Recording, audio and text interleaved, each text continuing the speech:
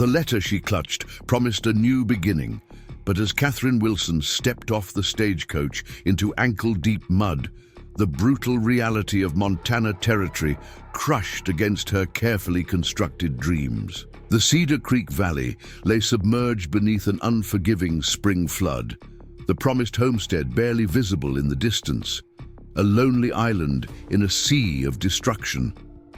What the letters from Jacob Miller hadn't mentioned was the devastating flood that had ravaged his land just days before her arrival.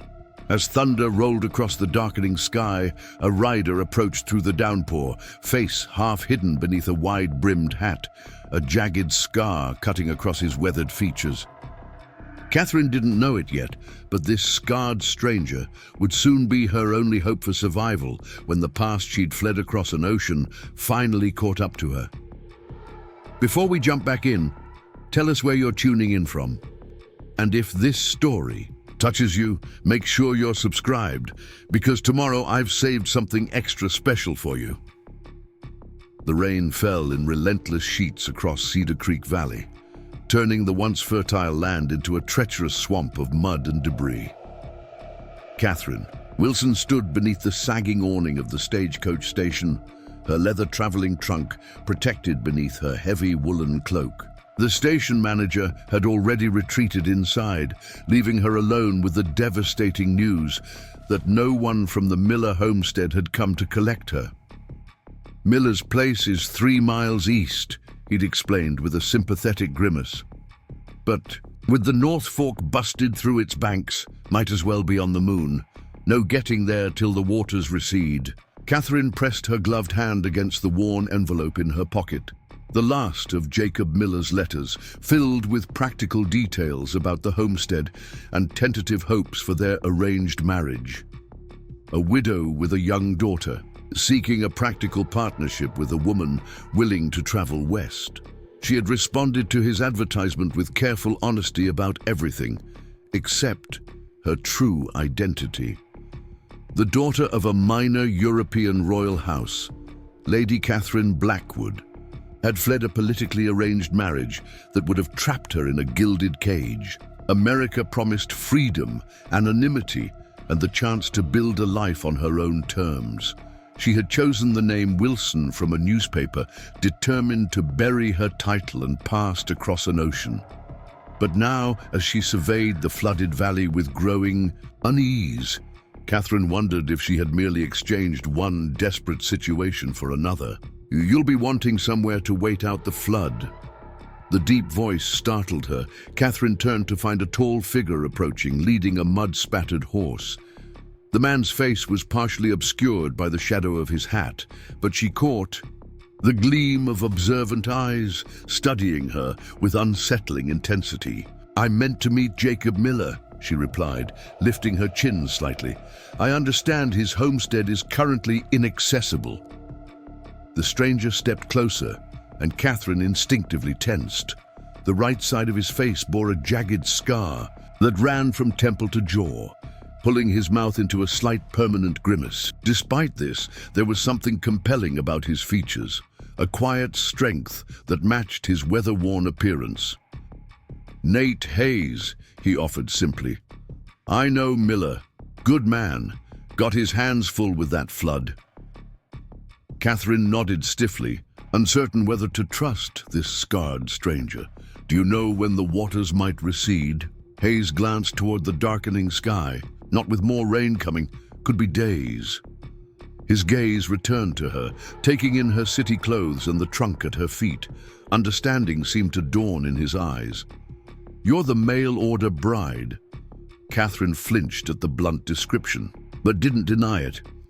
"I'm Katherine Wilson, yes. Mr. Miller and I have been corresponding for several months." Hayes considered this for a moment before making a decision. "There's a widow in town takes in boarders. Mrs. Forrester. I can escort." "You there?" Relief mingled with wariness in Katherine's chest. She had little choice but to accept assistance, yet years of careful vigilance made her hesitate. She had spent the last of her funds on the journey west, betting everything on this new beginning. "I would appreciate that, Mr. Hayes," she finally replied. He reached for her trunk, lifting it with casual strength. Just Hayes, ornate. No one stands on ceremony in Cedar Creek. As they walked toward the muddy thoroughfare that constituted Cedar Creek's main street, Katherine studied her unexpected guide more carefully. His clothes were well worn but clean, and the holstered pistol at his hip spoke of a man accustomed to danger. Not a simple farmer or shopkeeper, then. "May I ask what brings you to Cedar Creek, Mr. Hayes?" she ventured. A grim smile touched his scarred mouth. "Hunting." The brevity of his answer discouraged further questions, but as they approached a neat white-clappered house at the edge of town, Hayes elaborated slightly. "I track men for the U.S. Marshal's office. Bounties. A bounty hunter." Katherine processed this information carefully, thinking of the aristocratic circles she'd fled, where such a profession would be viewed with horror and fascination. Here, it seemed merely practical, another way to survive in a harsh land. Mrs. Forrester proved to be a brisk, practical woman who asked few questions and offered a clean room with regular meals at a reasonable price. Katherine claimed exhaustion from her journey and retreated to her temporary sanctuary, grateful for a moment of privacy to collect her thoughts. She stood at the small window, watching Hayes depart down the rain-soaked street. Something about the bounty hunter unsettled her, not his scarred face or dangerous profession, but the perceptiveness in his gaze, as if he could see past her careful facade to the aristocrat in hiding beneath. Katherine pushed the thought away. She had more immediate concerns. The flood meant delay, and delay meant her carefully planned funds would dwindle. If the waters didn't recede soon, she might find herself stranded in Cedar Creek with no means of support. Sleep came fitfully that night, filled with dreams of rising water and distant pursuers. Morning brought no relief from the rain. Katherine dressed in her plainest gown and made her way downstairs to find Mrs. Forrester preparing breakfast for her boarders, a traveling salesman and an elderly gentleman who introduced himself as the town's notary. "Any news of the Miller homestead?" Katherine asked as she accepted a steaming cup of coffee. Mrs. Forrester clucked her tongue sympathetically. "Jacob managed to get word to town yesterday evening. Their situation is dire, I'm afraid. The creek jumped its banks and took out a bridge to his property. They're stranded on that rise with the waters still climbing." Katherine's stomach tightened with concern.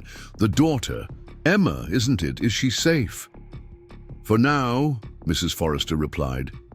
"But Jacob's worried about their supplies, and with more rain coming." She left the sentence unfinished, her expression grim.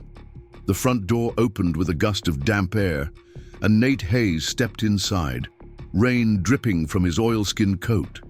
His eyes found Katherine immediately. "Miss Wilson, preparing and narrating this story took us a lot of time, so if you are enjoying it, subscribe to our channel. It means a lot to us. Now back to the story." "Good, you're awake." Something in his tone made Katherine straighten. "Is there news?" Hayes accepted the coffee Mrs. Forrester pressed into his hands before answering. "I'm heading out to Miller's place. Found a route that might get through, if the North Channel hasn't risen further." He studied her over the rim of his cup. "Thought you might want to accompany me." The offer surprised her.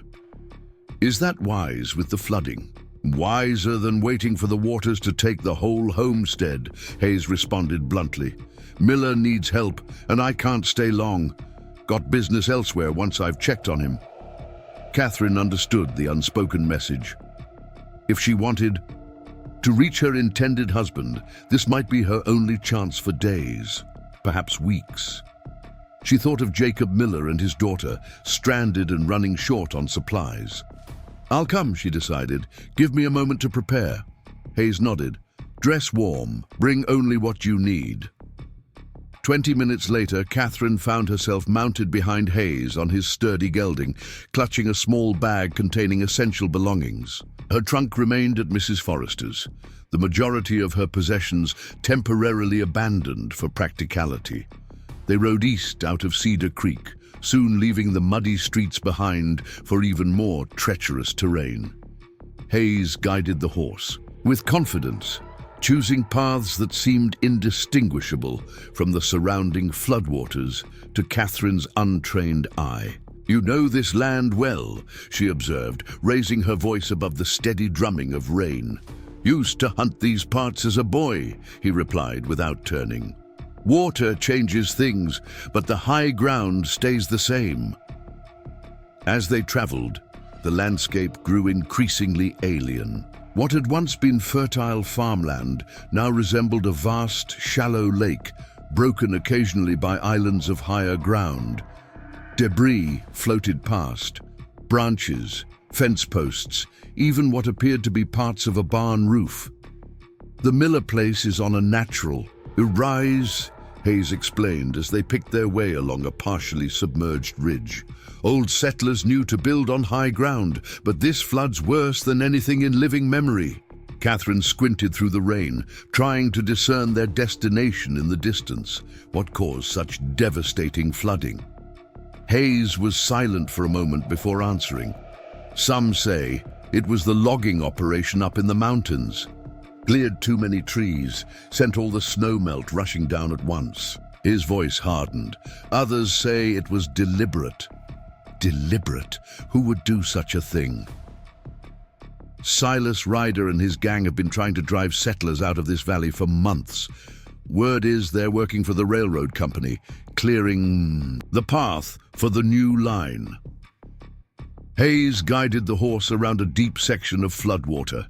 Sabotaging a dam upstream would be an effective way to force folks off their land.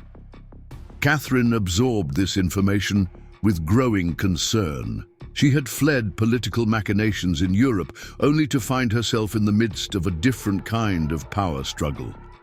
"And this rider, is he the one you're hunting?" Hayes' shoulders tensed slightly. "Among others." They rode in silence after that, the exertion of navigating the flooded terrain requiring full concentration. The rain continued relentlessly, and Katherine found herself soaked despite her heavy cloak. Her hands grew numb where they clutched Hayes' coat, and exhaustion began to seep into her bones. Just as her endurance was reaching its limit, Hayes pointed ahead. There, Udechi, through the curtain of rain, Katherine could make out a two-story farmhouse perched atop a natural rise of land. Water surrounded it on all sides, lapping dangerously close to the foundation. A barn and several outbuildings stood nearby, similarly besieged by the flood. Relief surged through her at the sight of smoke rising from the chimney. At least they were alive. Hayes urged the horse forward, finding a shallow approach to the impromptu island. As they drew closer, the front door of the farmhouse opened, and a man emerged onto the porch, rifle in hand. He lowered it immediately upon recognizing Hayes.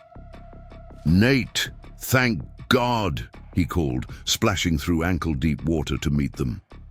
"Didn't expect anyone to make it through."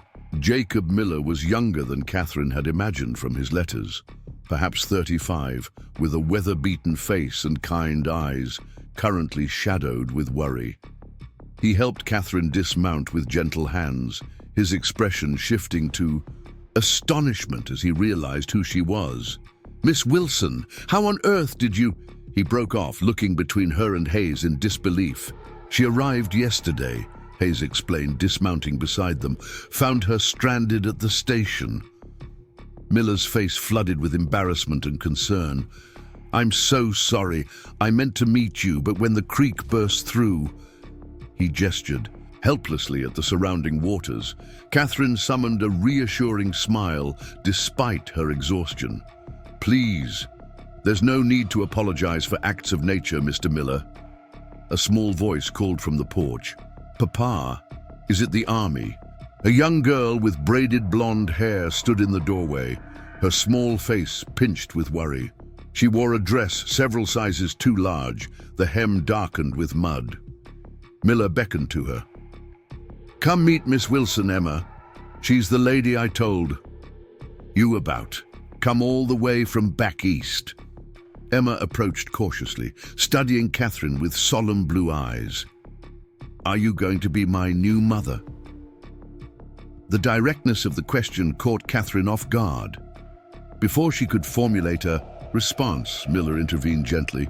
"Emma, remember what we discussed about proper introductions." He turned apologetically to Katherine. "Please forgive us. It's been just the two of us for so long.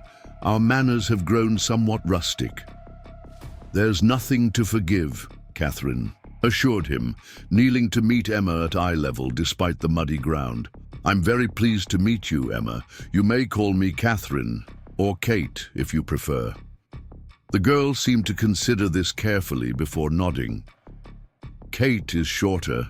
I like short names." Hayes cleared his throat, reminding them of the more pressing situation. "Miller, we need to get your animals to higher ground. Water's still rising."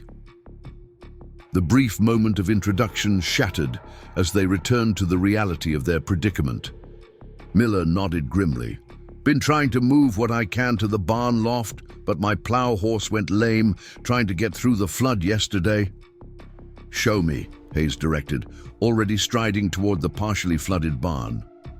Katherine found herself ushered inside the farmhouse by Emma, who seemed eager to show her their temporary living arrangements. The interior of the home revealed signs of hasty preparation for the flood.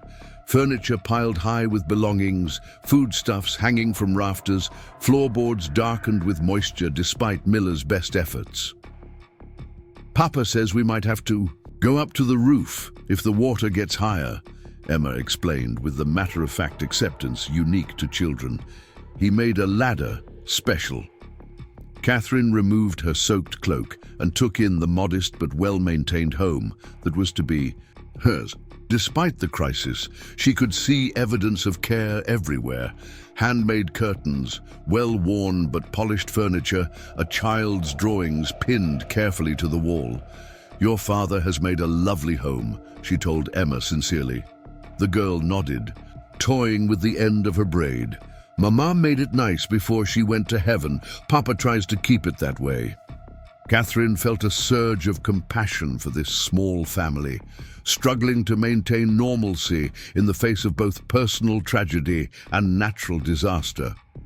Perhaps here, among people who fought so hard for simple survival, she could finally find the purpose that had eluded her among the meaningless social rivalries of her former life. She was helping Emma prepare a simple meal when Miller and Hayes returned, both men drenched and mud-splattered from their efforts to secure the livestock. "Water's rising faster than I thought," Hayes announced without preamble. "You need to prepare to evacuate." Miller's face fell. "Evacuate? But where would we go? Everything I have is here. Better to lose property than lives," Hayes countered. "I know a hunting cabin up in the foothills. Not comfortable, but it's dry and defensible." Katherine caught the emphasis on the last word. "Defensible? Are you expecting trouble beyond the flood?" Hayes and Miller exchanged a look that confirmed her suspicions before Miller spoke. "There's been talk in town, riders seen near flooded homesteads. Folks who refuse to sell, suddenly finding their properties underwater." He glanced worriedly at Emma, lowering his voice. "2 nights ago, I heard men on horseback, circling just beyond the floodline, watching." "The rider gang," Hayes confirmed. "They've been moving systematically through the valley, and your place stands directly in the path the railroad wants for their new line." Katherine felt a chill that had nothing to do with her damp clothes. "You believe they caused this flood deliberately to drive you from your land?" "I can't prove it," Miller replied, "but the timing is suspicious. The dam that broke was inspected just last month." Hayes moved to the window, studying the surrounding floodwaters with narrowed eyes. "We should move before dark. Pack only. Essentials." Miller hesitated, clearly torn between protecting his family and abandoning everything he'd built. My deed. All my papers are here. If I leave, how do I prove this land is mine? Bring them, Hayes said simply. But understand, Miller, if Ryder's men come, they won't care about legal papers. They've got their orders, and they're not the type to leave witnesses. Katherine watched understanding settle over Miller's features. The realization that this was not merely about property, but about their lives. He nodded once, decisively. Emma, gather your special things. Just what fits in your small bag, remember? As the child scurried off to collect her treasures, Katherine approached the men. How dangerous is this Ryder? She asked quietly. Hayes touched the scar that marked his face, a gesture that seemed unconscious. I tracked him after he burned out a settlement in Wyoming territory. 15 dead, including children. His eyes met hers, hard with memory. He doesn't leave loose ends. The implication was clear. If Ryder's men found them here, isolated by floodwaters, there would be no help coming, no witnesses to whatever happened. Katherine straightened her shoulders, drawing on the composure that had been instilled in her since childhood. Then we must leave immediately. What can I do to help? Hayes studied her for a moment, perhaps surprised by her calm response to danger. Pack food, anything preserved that will travel well. Miller, gather your important papers and whatever weapons you have. As they dispersed to their tasks, Katherine found herself growing aware of a strange sensation, a clarity of purpose she had rarely experienced in her previous life of privilege. Here, the parameters were simple: survive, protect, escape. No social complexities or political considerations, just the immediate need to act. Within the hour, they had assembled their essential belongings.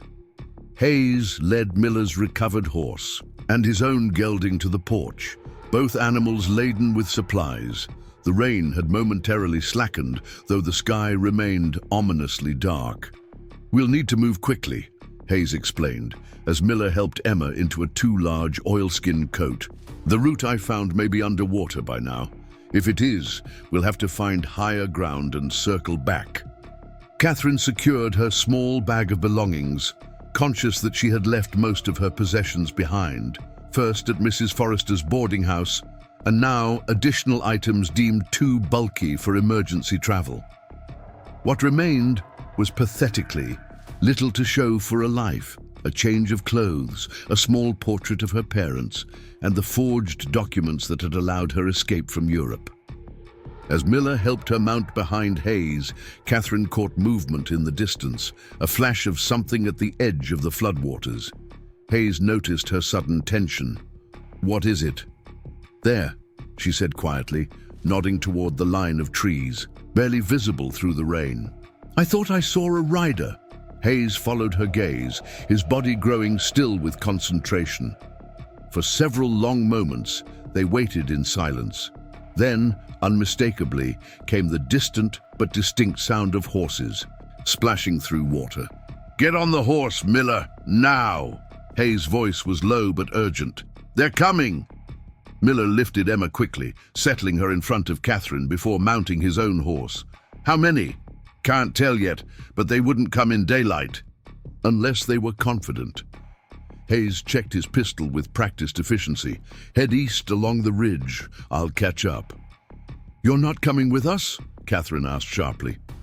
Hayes met her eyes, his scarred face set in grim determination. Someone needs to slow them down. When she began to protest, he cut her off. I've been hunting Ryder for months. This isn't your fight. It is now, she replied, thinking of Emma's small form trembling against her. But I understand the necessity. Something like respect flickered in Hayes's expression. He turned to Miller. There's a lightning-struck oak a mile east. Fork north there, follow the high ground. The cabin is marked with 3 notches above the door. Wait for me. Miller nodded, his face pale but resolved. God go with you, Nate. Go. Hayes commanded, turning his attention back to the approaching riders. As Miller urged his horse forward, splashing through the shallow water surrounding the homestead, Katherine glanced back. Hayes had positioned himself on the porch, rifle ready, a solitary figure against the gathering storm. She tightened her arms around Emma, silently vowing to protect this child she had just met. Whatever danger lay ahead, whatever secrets from her past might eventually catch up to her, this moment demanded her complete commitment to survival. They rode eastward, leaving behind the Miller homestead and the scarred bounty hunter who had placed himself between them and danger. The rain began to fall more heavily, obscuring their path and muffling the sounds behind them. Katherine strained to hear gunfire, some indication of Hayes's fate, but the storm swallowed all but the thunder now rolling across the valley. She could only hope he would fulfill his promise to find them, this strange, taciturn man who had already saved her once, and was now risking his life to do so again. "Will Mr. Hayes be all right?" Emma asked, her small voice barely audible above the storm. Katherine hesitated, unwilling to offer false reassurance, yet understanding the child's need for hope. "Mr. Hayes strikes me as a man who knows how to take care of himself," she answered carefully, "and he promised to follow us." Miller led them steadily along the ridge as Hayes had instructed, the horses picking their way carefully through the treacherous landscape. The water level was visibly rising, closing off potential escape routes with terrifying speed. When they reached the lightning-struck oak, split down the middle yet still partially alive, Miller paused only long enough to orient himself before turning north. The terrain grew steeper, the flooding less severe as they gained elevation. Katherine's muscles ached from the unaccustomed horseback riding, but she made no complaint, conscious of Emma's stoic silence. The daylight was fading rapidly, the combination of storm clouds and approaching evening creating a premature twilight. Miller pushed forward with increasing urgency, clearly concerned about navigating the unfamiliar path in darkness. "There," he finally called, pointing toward a dark shape nestled against the hillside ahead. "That must be the cabin." As they drew closer, Katherine could make out a small, sturdy structure built of rough-hewn logs. It was positioned strategically, back to the hillside, with clear views of the approaches from the valley below. Hayes had described it as defensible, and now she understood why. Anyone attempting to reach the cabin would be exposed during their approach. Miller dismounted first, helping Emma down before assisting Katherine. The child clung to her father's hand, wide-eyed with exhaustion and fear. "Look for the 3 notches," Katherine reminded him as they approached the cabin door. Miller found them carved above the lintel, 3 vertical marks in the weathered wood. He pushed the door open cautiously, then stepped inside, returning moments later to beckon them forward. "It's empty. Looks like no one's been here for months." The interior of the cabin was spare but serviceable. A stone fireplace, crude wooden furniture, a few shelves stocked with basic provisions. Hayes had clearly used this place as a way station during his hunts, maintaining it with the same practical efficiency that seemed to characterize everything about him. Miller immediately set about building a fire while Katherine helped Emma out of her wet clothes, wrapping the child in a rough blanket found in a trunk against the wall. The girl's face was pale with fatigue, her usual energy subdued by the day's trials. "You've been very brave," Katherine told her, rubbing her small hands to warm them. "Your father is proud of you, and so am I."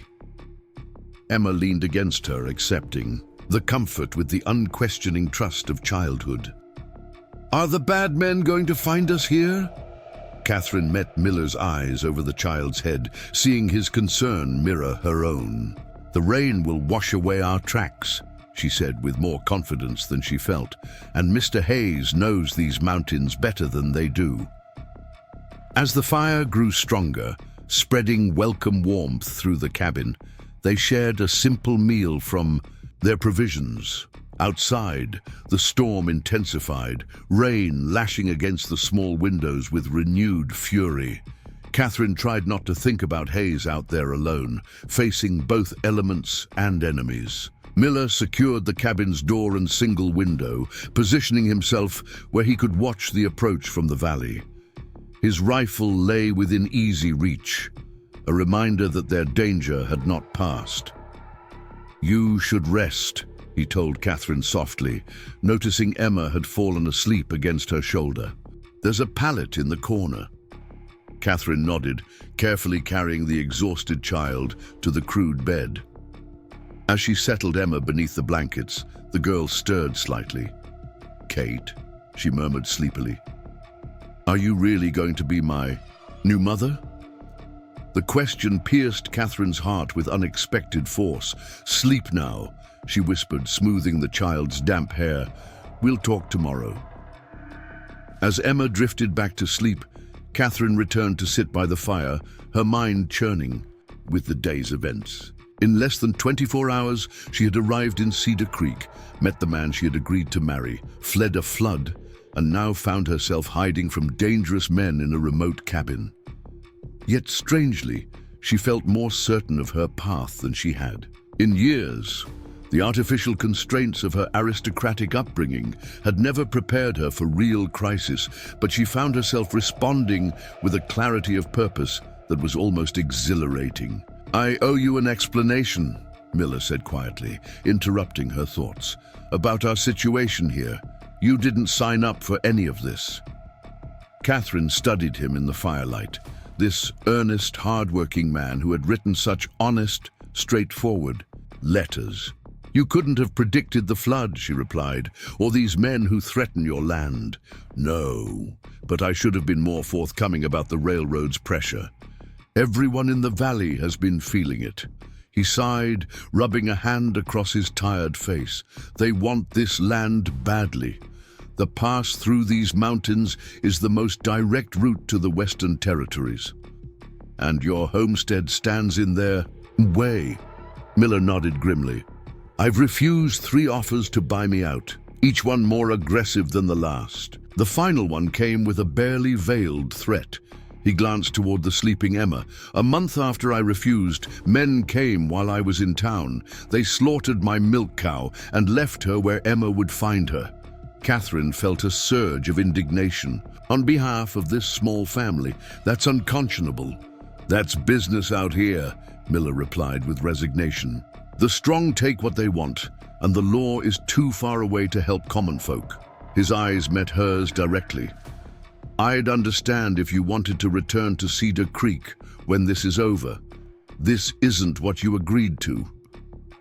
Before Katherine could respond, a sound outside froze them both, the unmistakable splash of footsteps approaching through water. Miller immediately doused the fire and moved to the window, rifle raised. Katherine slid quietly to Emma's side, ready to protect the child, if necessary. Her heart hammered in her chest as the footsteps grew closer, then stopped directly outside the cabin door. 3 sharp knocks broke the silence. "Miller, it's Hayes!" Relief flooded through Katherine as Miller quickly unbarred the door. Hayes stepped inside, water streaming from his oilskin coat, his face grim but unharmed. "Any trouble?" Miller asked, securing the door behind him. Hayes shook his head. "Lost them in the storm for now, but they're persistent. Counted 5 riders, including Ryder himself." He removed his dripping coat, revealing a holstered pistol and a hunting knife, strapped to his belt. "They'll be searching the high ground by morning. Then we should move before dawn," Miller suggested. "No." Hayes's response was immediate. "The storm's getting worse. Streams are turning to torrents. We'd risk being swept away in the dark." He glanced at the sleeping Emma. "Better to defend a known position than die in a flash flood." The bounty hunter's pragmatic assessment left little room for argument. Miller nodded reluctantly. "What's your plan?" "We wait until first light. There's a mining camp 2 days' ride north. U.S. Marshal has an office there." Hayes began checking his weapons methodically. If we can reach it, you'll have protection while you sort out your land situation. Katherine recognized the practical logic in Hayes' proposal, but also heard what remained unsaid. And if Ryder's men find us before we can leave? Hayes met her gaze directly, his scarred face half illuminated by the dying embers of the fire. Then we make them regret it. The simple statement carried the weight of absolute conviction. Katherine believed him. This man would fight to protect them with everything he had. The realization was both comforting and terrifying. You should sleep, Hayes told them both. I'll take first watch. Miller looked ready to protest, but exhaustion clearly weighed on him. Wake me in 4 hours, he finally agreed, settling himself near Emma's pallet.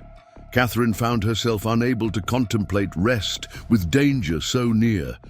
She moved to sit beside Hayes at the window, ignoring his questioning look. I'm not yet tired, she explained quietly, and I imagine you could use the company. He didn't respond immediately, his attention focused on the darkness beyond the cabin.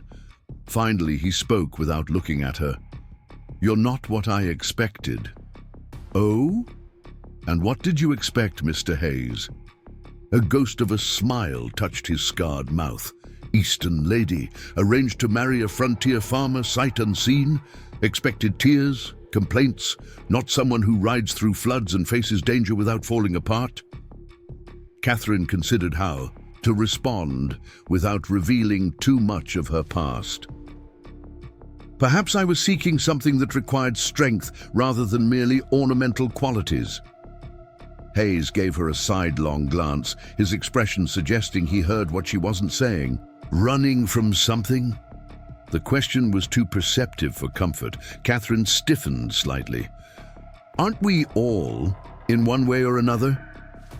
He acknowledged this with a slight nod, returning his attention to the window. Outside, the rain continued, its relentless assault, washing away tracks and traces, creating a temporary barrier between them and those who hunted them. But morning would come eventually, and with it, decisions that could not be postponed, about survival, about the future, about the new life Katherine had sought in coming to this wild territory.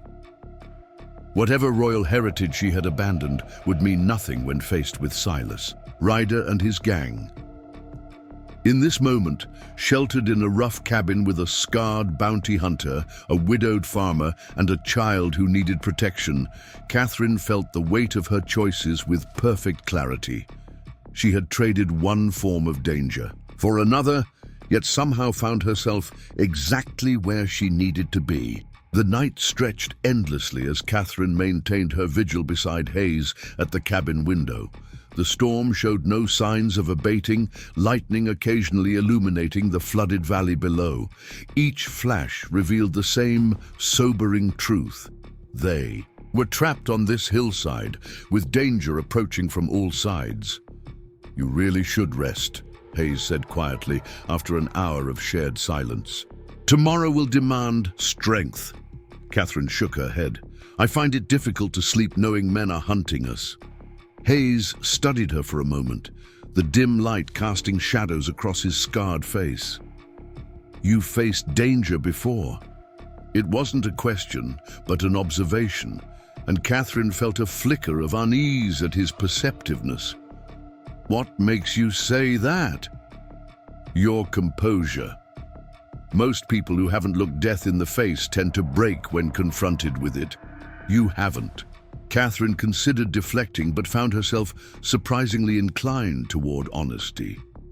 My life before America wasn't without its perils.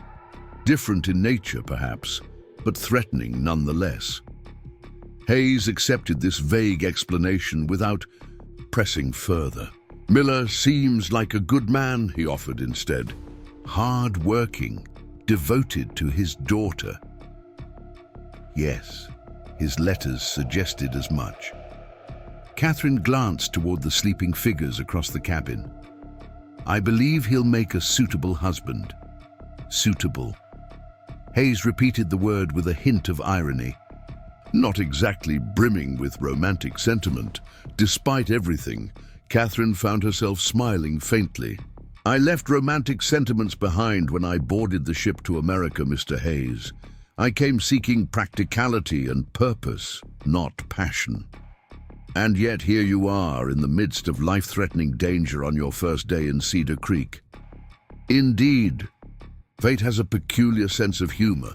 She shifted slightly, easing cramped muscles. "What of you? What drives a man to hunt dangerous criminals across such unforgiving territory?" Hayes remained silent for so long that Katherine thought he might not answer. When he finally spoke, his voice carried an edge of something raw and unhealed. 3 years ago, I had a homestead north of here. Wife, 2-year-old son. His fingers unconsciously traced the scar that marred his face. Ryder's gang came through, working for another railroad back then. We refused to sell. They returned at night. Katherine felt a cold weight settle in her chest. "I'm sorry," she said softly. "I was away, trading in the nearest town. When I returned..." He trailed off, the rest of the story written plainly in the hard lines of his face. "I tracked them for weeks, caught up with 2 of them, but Ryder escaped. Been hunting him ever since." The simple brutality of his story struck Katherine with unexpected force. In the aristocratic circles she'd fled, tragedies were often hidden beneath layers of propriety and euphemism. Hayes' direct acknowledgement of his loss and quest for justice carried a dignity that surpassed any formal mourning she had witnessed. "And when you find him?" she asked. "What then?" Hayes turned to look at her directly, his eyes reflecting the dying embers of the fire. "Then it ends." The certainty in his voice left no doubt about his meaning. This was not a man seeking legal justice, but personal vengeance, a concept Katherine had been taught to view as beneath her station.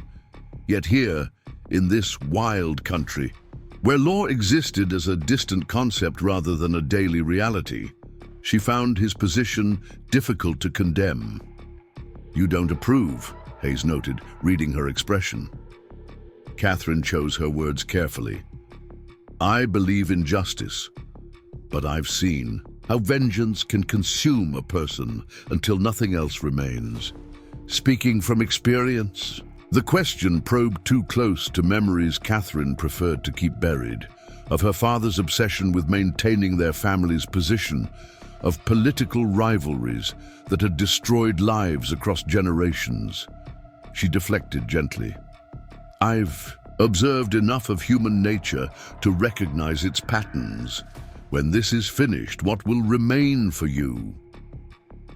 Hayes returned his gaze to the window. "Haven't thought that far ahead." Their conversation lapsed into contemplative silence.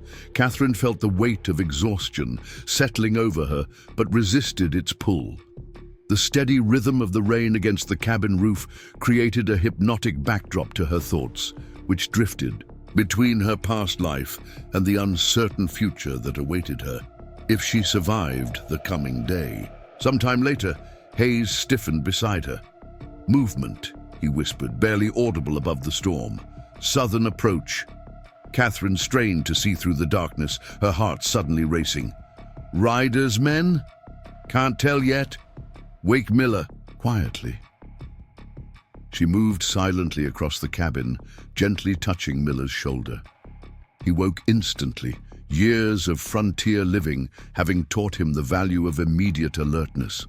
She pressed a finger to her lips, gesturing toward Hayes at the window. Miller nodded, reaching for his rifle before moving to join Hayes. The 2 men conferred in whispers while Katherine positioned herself protectively near Emma, who remained mercifully asleep. 2 riders, Miller reported, returning to her side, moving cautiously along the ridge.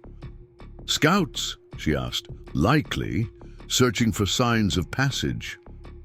Miller's expression was grim. "Hayes thinks they'll continue past if they don't spot the cabin." They waited in tense silence, the only sounds, the persistent rain and occasional rumble of distant thunder. Katherine found herself holding her breath at every lightning flash, fearing it would illuminate their hiding place to searching eyes. Hayes remained motionless at the window, his silhouette barely visible against the deeper darkness outside. Minutes stretched painfully until he finally relaxed slightly, turning toward them. They've moved on, heading west along the ridge. Miller exhaled softly. They'll be back at first light with more men. They know we've fled the homestead by now. Hayes nodded. We leave at dawn. There's a trail north that follows a stream bed, difficult to track through even in good weather. With this rain, we should be able to move without leaving clear signs. The remainder of the night passed in uneasy vigilance. Hayes and Miller took turns watching, while Katherine dozed fitfully beside Emma, never fully surrendering to sleep. Her dreams, when they came, were fragmented, blending memories of royal courts with images of floodwaters rising to engulf her. She woke fully as the first faint light filtered through the cabin's single window. The rain had finally subsided to a steady drizzle, and Hayes was already preparing for departure, checking weapons and packing supplies with practiced efficiency. The storms moved east, he informed them, as Katherine roused Emma gently. Good. News is the flooding will make pursuit more difficult. Bad news is we'll be more visible moving in clearer weather. Miller helped Emma dress warmly, while Katherine quickly arranged her own clothing, grateful that practicality had guided her choices when packing for frontier life. Her sturdy boots and woolen traveling dress would serve better than the fine silks and satins that had once filled her wardrobe. Eat quickly, Hayes instructed, offering them each a portion of jerky and hardtack from his provisions. We need to move while the lights still pour. Emma sat beside Katherine, nibbling her breakfast with solemn obedience. The child's resilience was remarkable, accepting each new development with a stoicism that belied her young age. "Are you afraid?" Katherine asked her softly. Emma considered the question with surprising thoughtfulness. "Papa says it's all right to be scared, as long as you don't let it stop you from doing what needs done." She glanced up at Katherine. "Are you scared?" The direct question deserved an honest answer. "Yes," Katherine admitted. "But like your father says, we won't let it stop us." The child nodded, seemingly satisfied with this response. She finished her meager breakfast and went to help her father gather their belongings. Hayes approached Katherine as she prepared her small pack. "Stay close to Miller today. If anything happens, don't wait. Get Emma to the mining camp. Follow the North Star after dark if you have to." The gravity in his voice alarmed her. "You expect to be separated. I expect to plan for every possibility." His expression remained impassive, but Katherine sensed the weight of responsibility he carried. "Ryder won't stop hunting, and I won't stop protecting you. One way or another, this ends today." Before she could respond, he moved away to confer with Miller about their route. Katherine found herself studying Hayes with new understanding. His determination to protect them went beyond professional duty or even the generalized decency of helping those in need. For him, this was deeply personal, a chance to prevent another family from suffering the fate that had befallen his own. Within minutes, they were ready to depart. Hayes checked the surrounding terrain carefully before leading them from the cabin into the misty dawn. The air was heavy with moisture, the ground treacherous with mud and debris carried by the receding floodwaters. They moved in single file, Hayes leading, followed by Miller carrying Emma when the terrain grew too difficult for her small legs, with Katherine bringing up the rear. The dense forest offered some protection from distant observation, but progress was painfully slow as they navigated fallen trees and swollen streams. "The mining camp is approximately 20 miles north," Hayes explained during a brief rest. "Normally a day's ride, but with these conditions and on foot, we're looking at 2 days minimum." Miller's face reflected concern as he glanced at his daughter. "Emma can't manage that pace for long." "Oh, we'll alternate carrying her," Hayes replied matter-of-factly, "and we can fashion a travois if necessary." Katherine watched their interaction with increasing admiration for Hayes's practical competence. Despite his fearsome appearance and single-minded vendetta against Ryder, he demonstrated consistent consideration for their limitations and needs. They resumed their journey, the terrain gradually shifting from forested slopes to rockier ground as they gained elevation. Katherine felt the strain in her muscles, unaccustomed to such physical demands, but pressed on without complaint. Whatever discomfort she experienced now was preferable to the fate awaiting them if captured by Ryder's gang. Around midday, they crested a ridge that offered a clear view of the valley below. The devastation was staggering. Floodwaters had transformed the landscape into an unfamiliar patchwork of submerged fields and isolated homesteads. Miller's property was barely visible in the distance, a tiny island in the vast expanse of water. "My God," Miller breathed, taking in the scope of destruction. "It's worse than I imagined." Hayes surveyed the scene with tactical eyes. Floods created a natural barrier that works in our favor. "Unless Ryder's men have already crossed to this side," Katherine pointed out. Hayes nodded grimly. "Which is why we keep moving. There's a hunter's rest point about 3 miles ahead. We'll stop briefly to eat and rest the child." Emma, who had been walking independently for the last mile, slipped her small hand into Katherine's. The gesture of trust caught Katherine by surprise, warming something within her that had grown cold during her years of careful self-preservation. They continued north, following a faint game trail that wound through increasingly rocky terrain. The drizzle had ceased, but low clouds continued to obscure the mountain peaks surrounding them. Katherine found herself constantly scanning their surroundings, attuned to any sound that might signal pursuit. When they reached the hunter's rest, a crude lean-to nestled against a cliff face, Hayes insisted on reconnoitering the area before, allowing them to stop. He returned shortly, looking marginally satisfied. "No signs of recent human activity. We can rest briefly." Miller helped Emma sit on a relatively dry patch of ground while Katherine shared the modest provisions they'd carried from the cabin. The simple meal of jerky, dried apples, and water felt like a feast after their exertions. Hayes kept watch from a position overlooking their back trail, his rifle across his knees. Katherine approached him with a portion of food, which he accepted with a brief nod of thanks. "Any signs of pursuit?" she asked quietly, mindful of keeping her voice from carrying to Emma.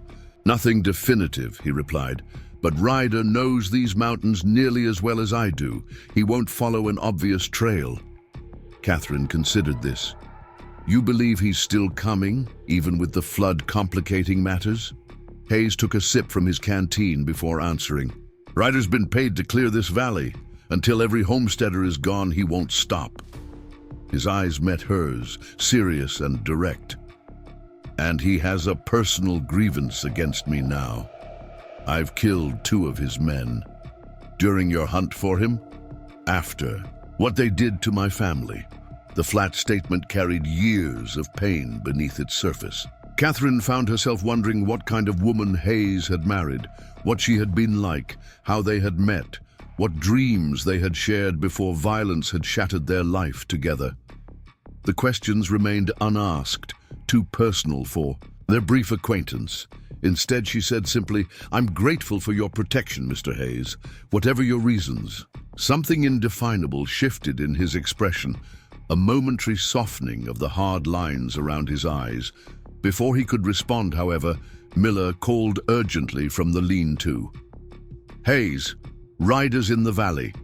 They moved quickly to Miller's position, where a gap in the trees provided a view of the lower slopes. 3 men on horseback were visible, moving methodically along the path they had taken hours earlier.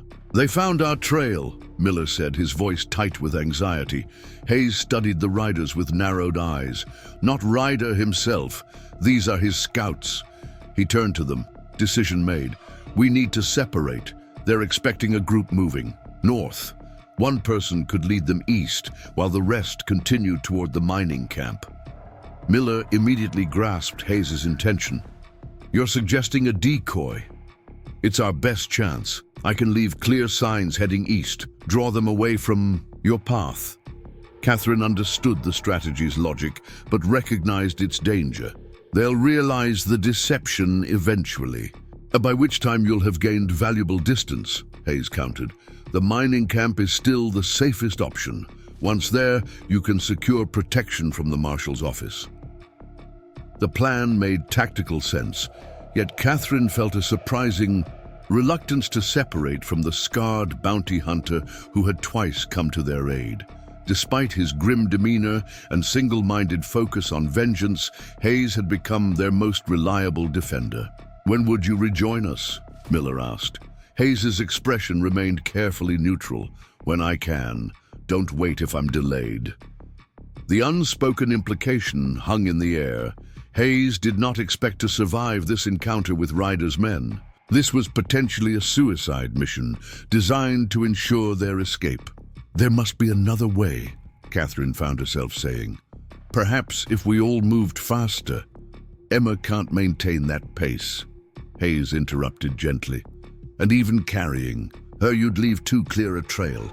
This is the only way to ensure your safety.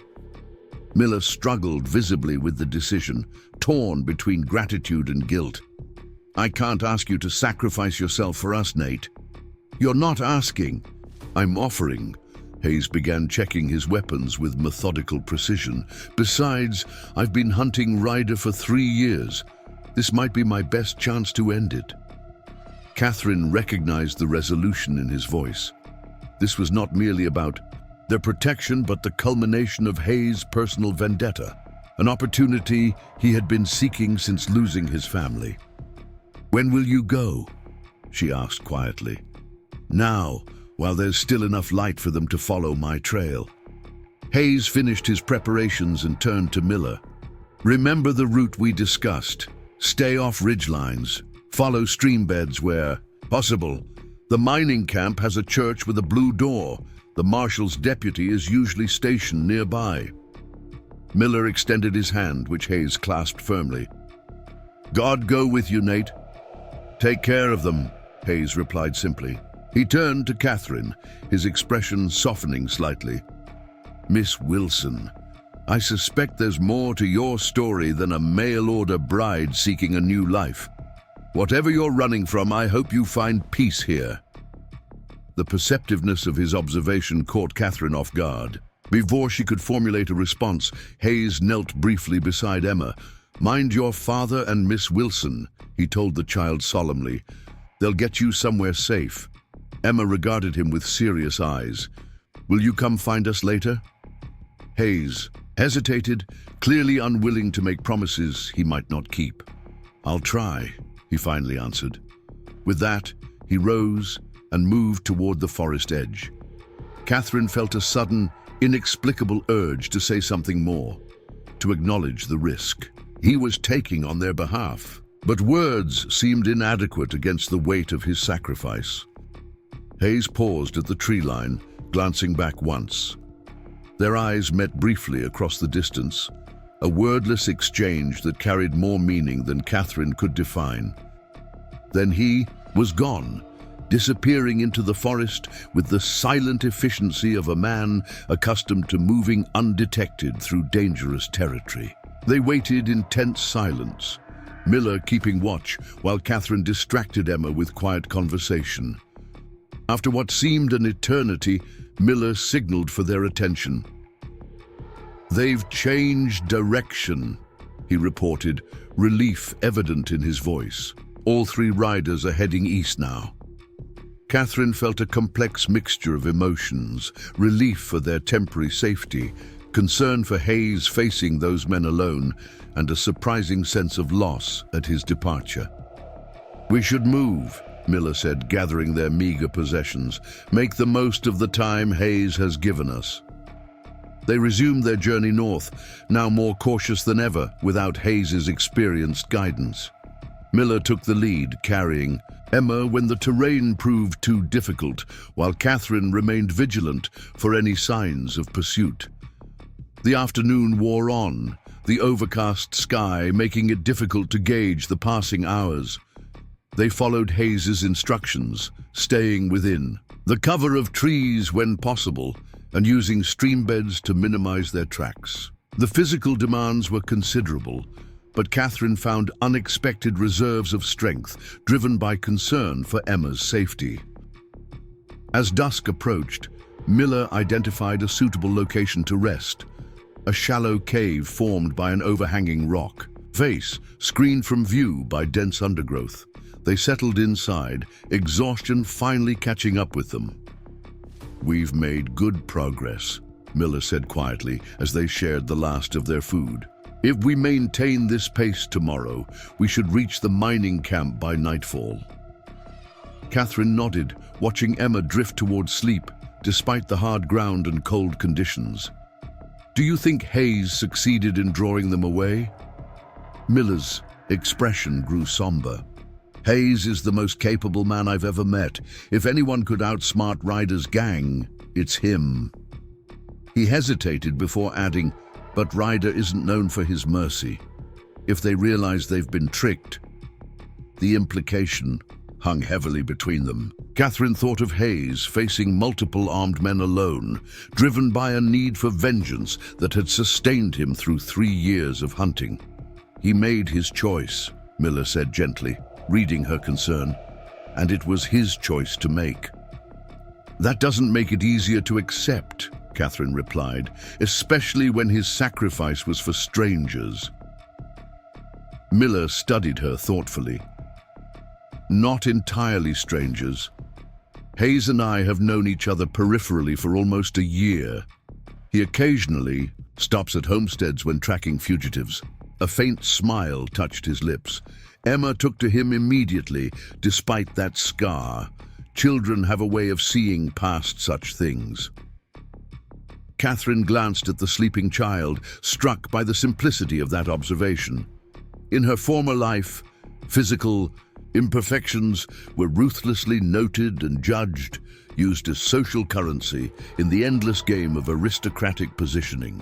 Emma's untroubled acceptance of Hayes' scarred appearance represented everything Katherine had sought in fleeing to America. Genuine connection, unhindered by superficial considerations. "You should rest," Miller suggested. "I'll take first watch." "Me." Katherine nodded, settling herself beside Emma on the hard ground. Despite her exhaustion, sleep proved elusive as her mind churned with thoughts of Hayes facing Ryder's men, of the homestead now submerged beneath floodwaters, of the uncertain future awaiting them if they reached the mining camp safely. And beneath these immediate concerns lay deeper questions about her own choices. She had fled an arranged marriage only to agree to another form of arrangement with Miller. The irony wasn't lost on her, though she recognized the fundamental difference.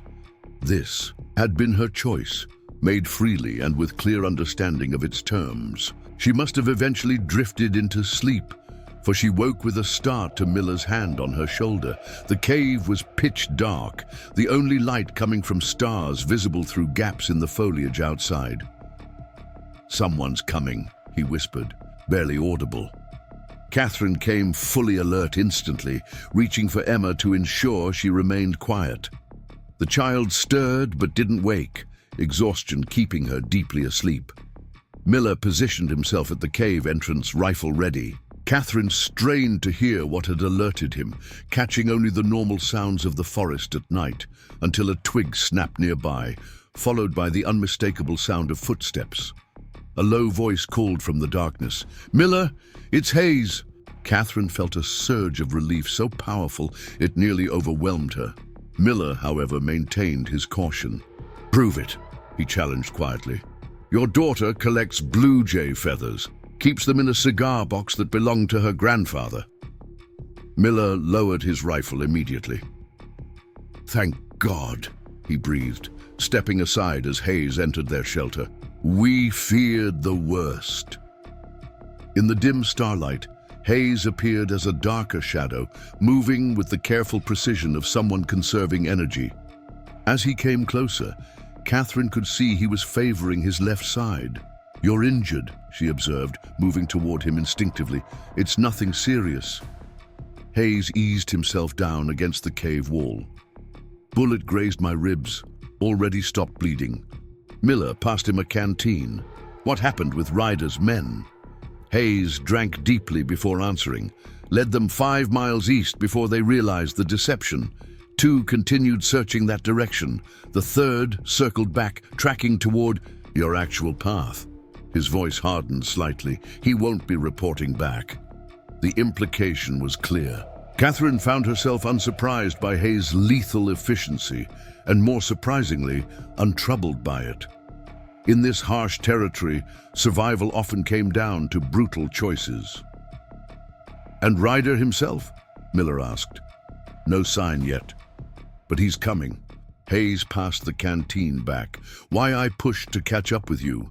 We need to reach the mining camp by tomorrow afternoon at the latest." Katherine studied him in the darkness, noting the signs of exhaustion and pain he was attempting to conceal. "You should rest while you can. You've done enough for one day." Hayes shook his head. "I'll take watch. You both need sleep more than I do." Miller looked ready to argue, but apparently thought better of it.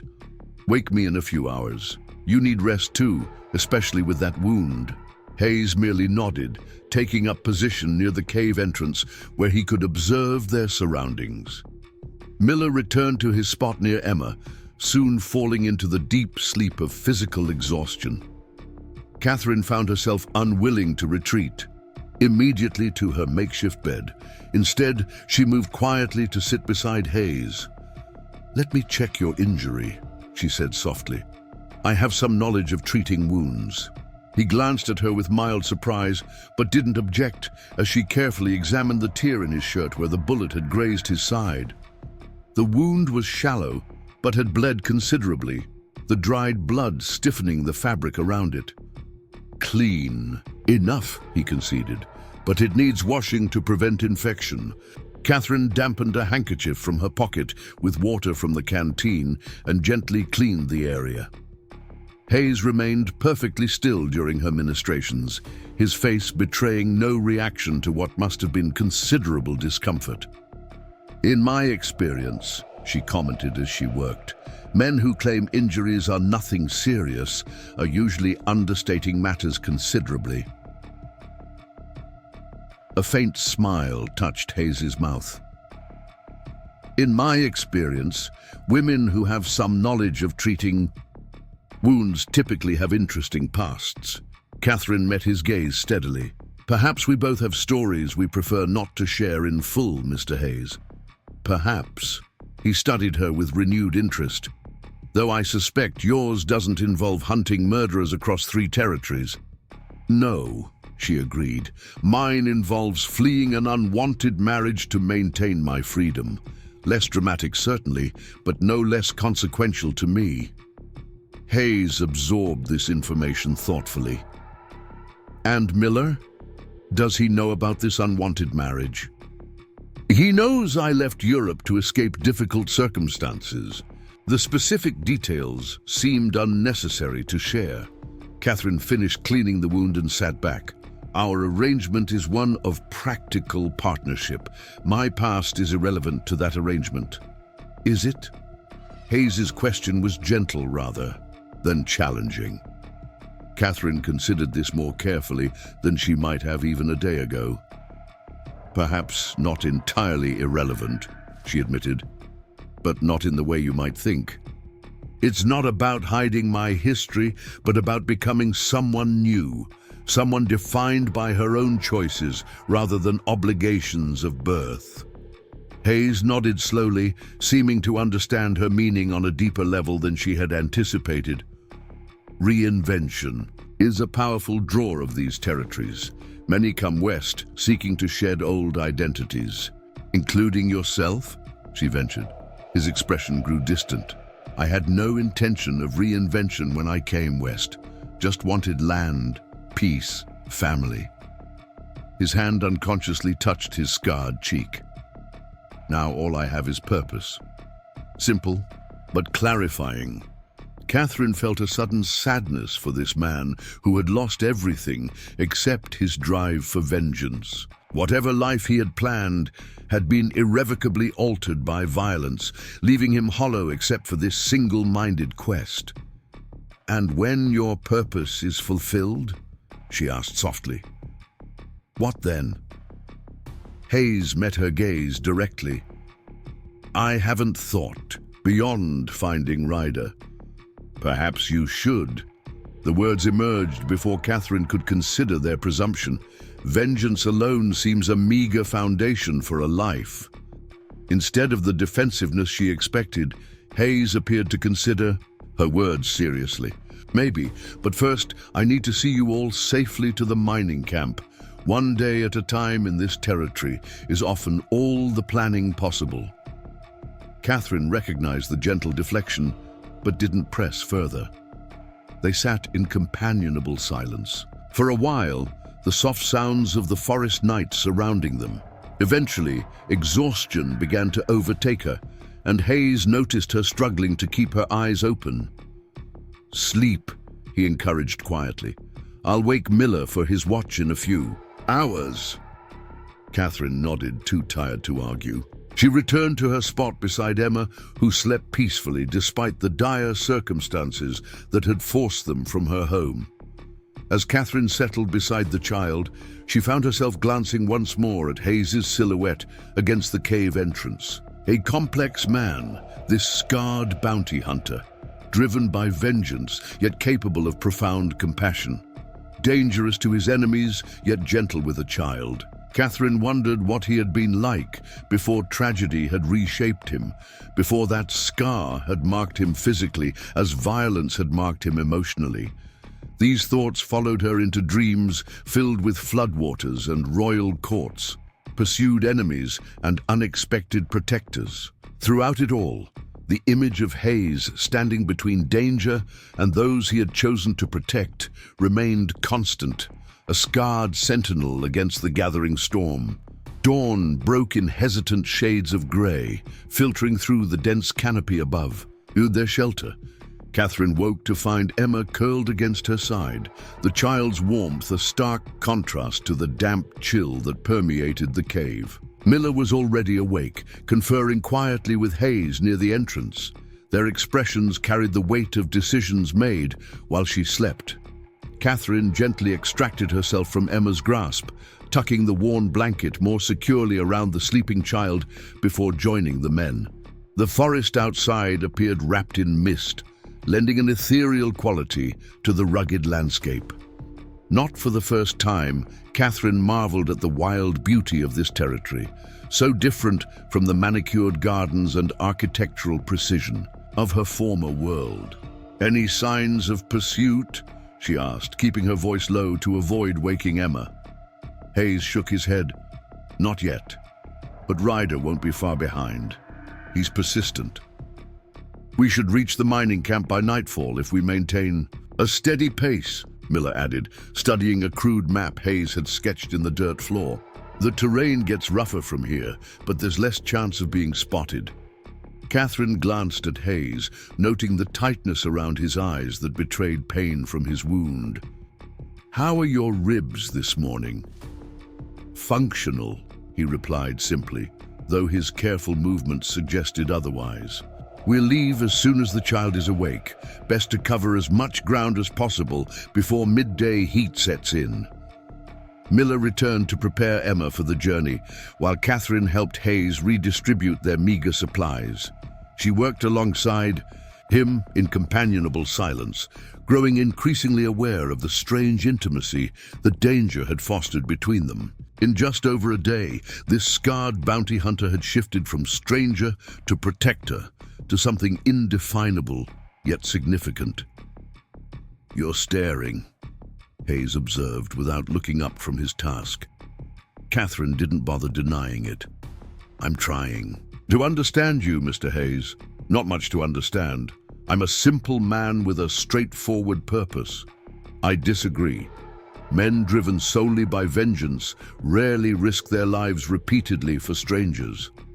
This earned her a brief glance. His expression, unreadable. Perhaps I'm not as simple as I claimed. Before she could pursue this opening, Emma emerged from the cave, rubbing sleep from her eyes, but otherwise appearing remarkably resilient for a child enduring such ordeals. Katherine marveled at her adaptability, a quality she had been forced to develop rapidly since fleeing Europe. They ate a sparse breakfast of the remaining jerky before setting out. The day promised fair weather, a mixed blessing that offered easier travel but less cover from searching eyes. Haze led them along a route that favored dense undergrowth and natural depressions in the landscape, avoiding ridgelines and open spaces where they might be visible from a distance. The morning passed in determined silence, each focused on the physical demands of the journey. Katherine found her body adjusting to the rigors of wilderness travel, muscles protesting but steadily strengthening with each mile covered. Emma alternated between walking independently and being carried by Miller when the terrain grew too challenging, her inherent resilience a constant source of amazement. By midday, they had reached a narrow ravine that offered both shelter from the strengthening sun and a natural path northward through the increasingly mountainous terrain. Hayes called a brief halt beside a small stream, allowing them to drink deeply and rest in the shade of towering pines. The mining camp lies beyond that ridge, he explained, gesturing toward a distant line of mountains barely visible through the trees. Established route follows the main valley, but we'll take the hunter's path through these ravines, longer but safer. Katherine studied the proposed route, noting the increasing elevation. How difficult will the climbing be? For Emma, I mean. Manageable, Hayes assured her. I've taken wounded men through worse. Miller helped Emma splash cool water on her face, the child giggling despite their circumstances. The sound, so incongruously joyful amid their desperate flight, drew a rare smile from Hayes, transforming his scarred features momentarily into something Katherine found unexpectedly compelling. The moment shattered as Hayes suddenly stiffened, his head turning sharply toward the forest behind them.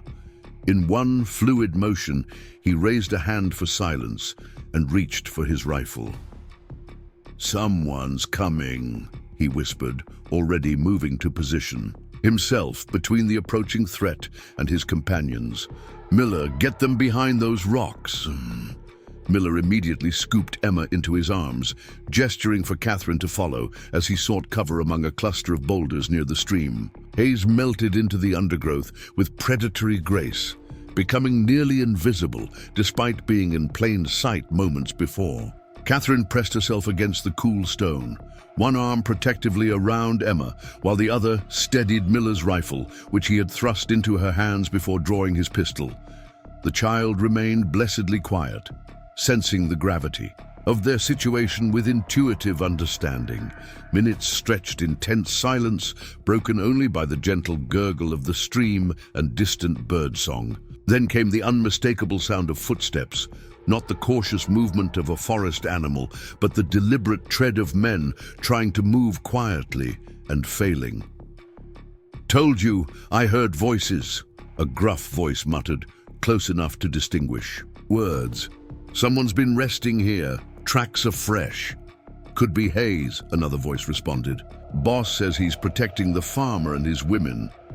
"Hayes is a ghost. You don't hear him coming," the first voice countered.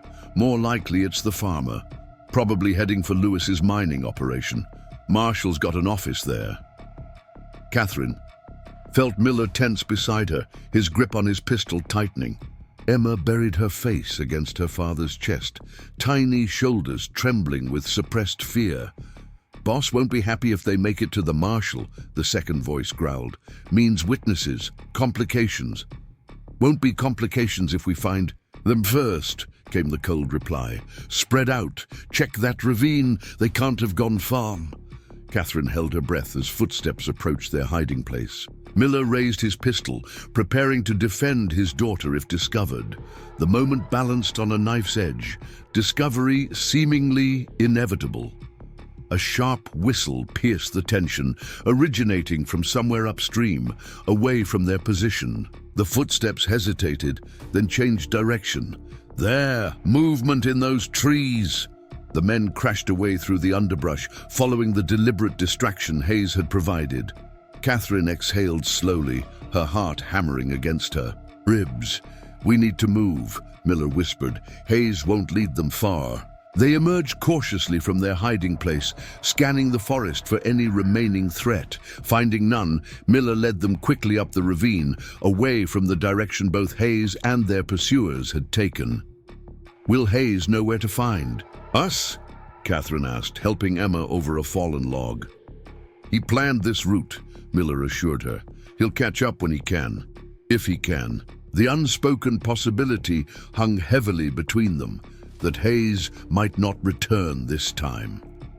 Katherine pushed the thought aside, focusing instead on the immediate needs of their flight. Yet she could not entirely suppress a persistent concern for the bounty hunter who had repeatedly risked himself for their safety.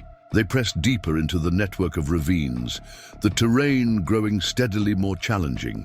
Miller carried Emma more frequently now, the child's endurance flagging as afternoon wore on. Katherine took the lead periodically, allowing Miller brief respite from the dual burdens of navigating and carrying his daughter. The sun had begun its westward descent when they reached a steep incline that appeared to mark the boundary between the forested foothills and the more rugged mountain terrain. Miller studied it with concern. Hayes said to follow the ravine to its head, then cross over the saddle between those two peaks, he said, pointing to a depression in the ridgeline above. The mining camp should be visible from there. Katherine assessed the climb pragmatically. "Emma can't manage that. You'll need to carry her, and I'll take the rifle and provisions." They redistributed their burdens accordingly, with Katherine shouldering their remaining supplies and taking charge of Hayes's rifle, a responsibility that would have been unthinkable in her previous life, but now felt natural, even necessary. The ascent proved brutally demanding. The path, little more than a game trail, switchbacked steeply through increasingly sparse vegetation. Miller struggled visibly with Emma's weight, but the child had fallen into exhausted sleep against his shoulder, making it impossible to rouse her for even the simplest assistance. Katherine forged ahead, testing footholds and clearing obstacles where possible. Her legs burned with exertion, her lungs straining in the thinning air. Yet with each hard-won step, determination solidified within her, a resolve to reach safety, not merely for herself, but for the small family who had welcomed her despite knowing so little of her true past. As they neared the saddle, Miller stumbled, nearly losing his balance on the treacherous slope. Katherine turned back immediately, bracing him with a steady hand. "We need to rest," she insisted, noting his pallor and labored breathing. He shook his head stubbornly. "No time. Those men could be right behind us." "You'll do Emma no good if you collapse on this mountainside," Katherine countered firmly. "Just a few minutes to catch your breath." Reluctantly, Miller conceded, easing himself down on a relatively flat outcropping, with Emma still cradled protectively in his arms. Katherine took up a watchful position slightly above them, scanning both their back trail and the path ahead. From this elevation, she could see the vast sweep of terrain they had traversed since fleeing the cabin, the forested slopes giving way to the ravine system, with the flood-transformed valley barely visible in the far distance. Somewhere in that wilderness, Hayes was either eluding or confronting Ryder's men, buying them precious time with his own safety. "He's a remarkable man," Miller commented softly, following her gaze. "Known him only in passing before this, but there are stories about Hayes throughout the territory." Katherine turned her attention back to him. "What kind of stories?" "They say he was a Union scout during the war, learned tracking from Cherokee guides. After losing his family, he took up bounty hunting, but he's selective about his quarry. Only pursues the worst offenders." Miller shifted Emma to a more comfortable position. "Some say he's killed 20 men. Others put the number higher. Katherine absorbed this information, fitting it against her own observations of Hayes. Yet, he's shown nothing but compassion toward Emma, toward all of us. Miller nodded. That's the contradiction of the frontier. The most dangerous men can also be the most principled.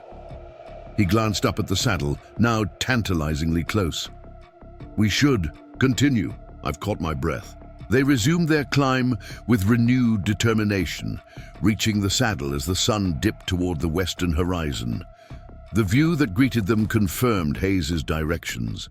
A substantial mining operation spread through the valley below, smoke rising from numerous structures clustered around what appeared to be the main settlement. Cedar Gulch, Miller identified it, relief evident in his voice. The marshal's office is near the assayer's building in the center of town. Katherine studied the settlement with calculating eyes, assessing the remaining distance. 2 miles, perhaps a bit more. We could reach it before full dark if we hurry. The descent proved marginally easier than the climb, though fatigue made them both increasingly clumsy. Emma woke as they navigated a particularly steep section, insisting on walking independently for short stretches.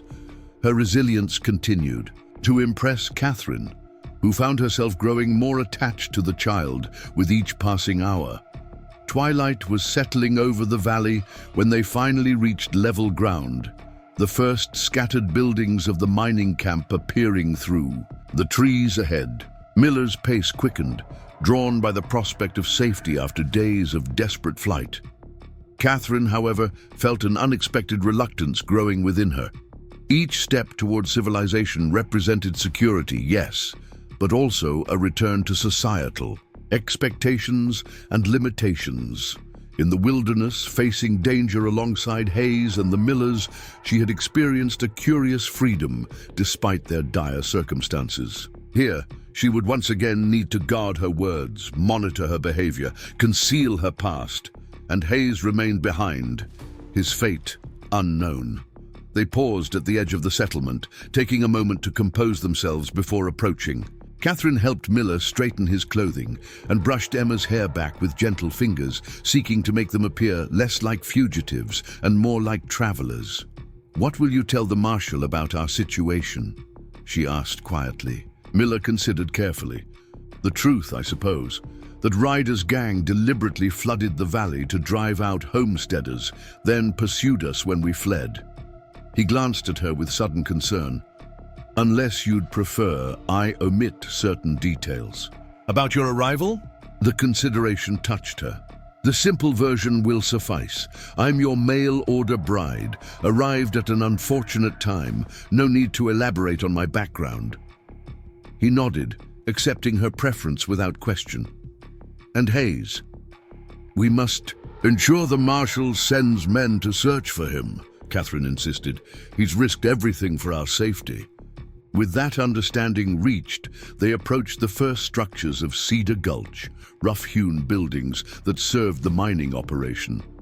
Workers moved purposefully between them, paying little attention to the newcomers until a burly foreman intercepted their path.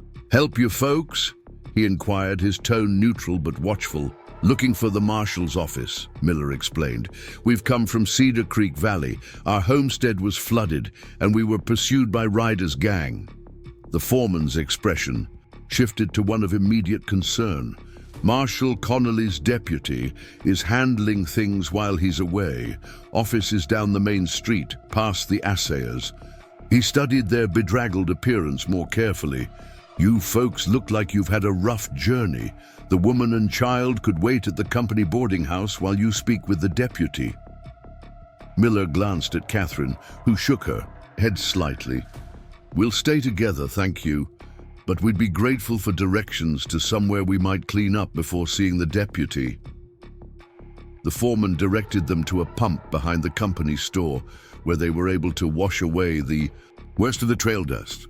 Katherine helped Emma tidy herself, while Miller inquired about accommodation should they need to remain overnight.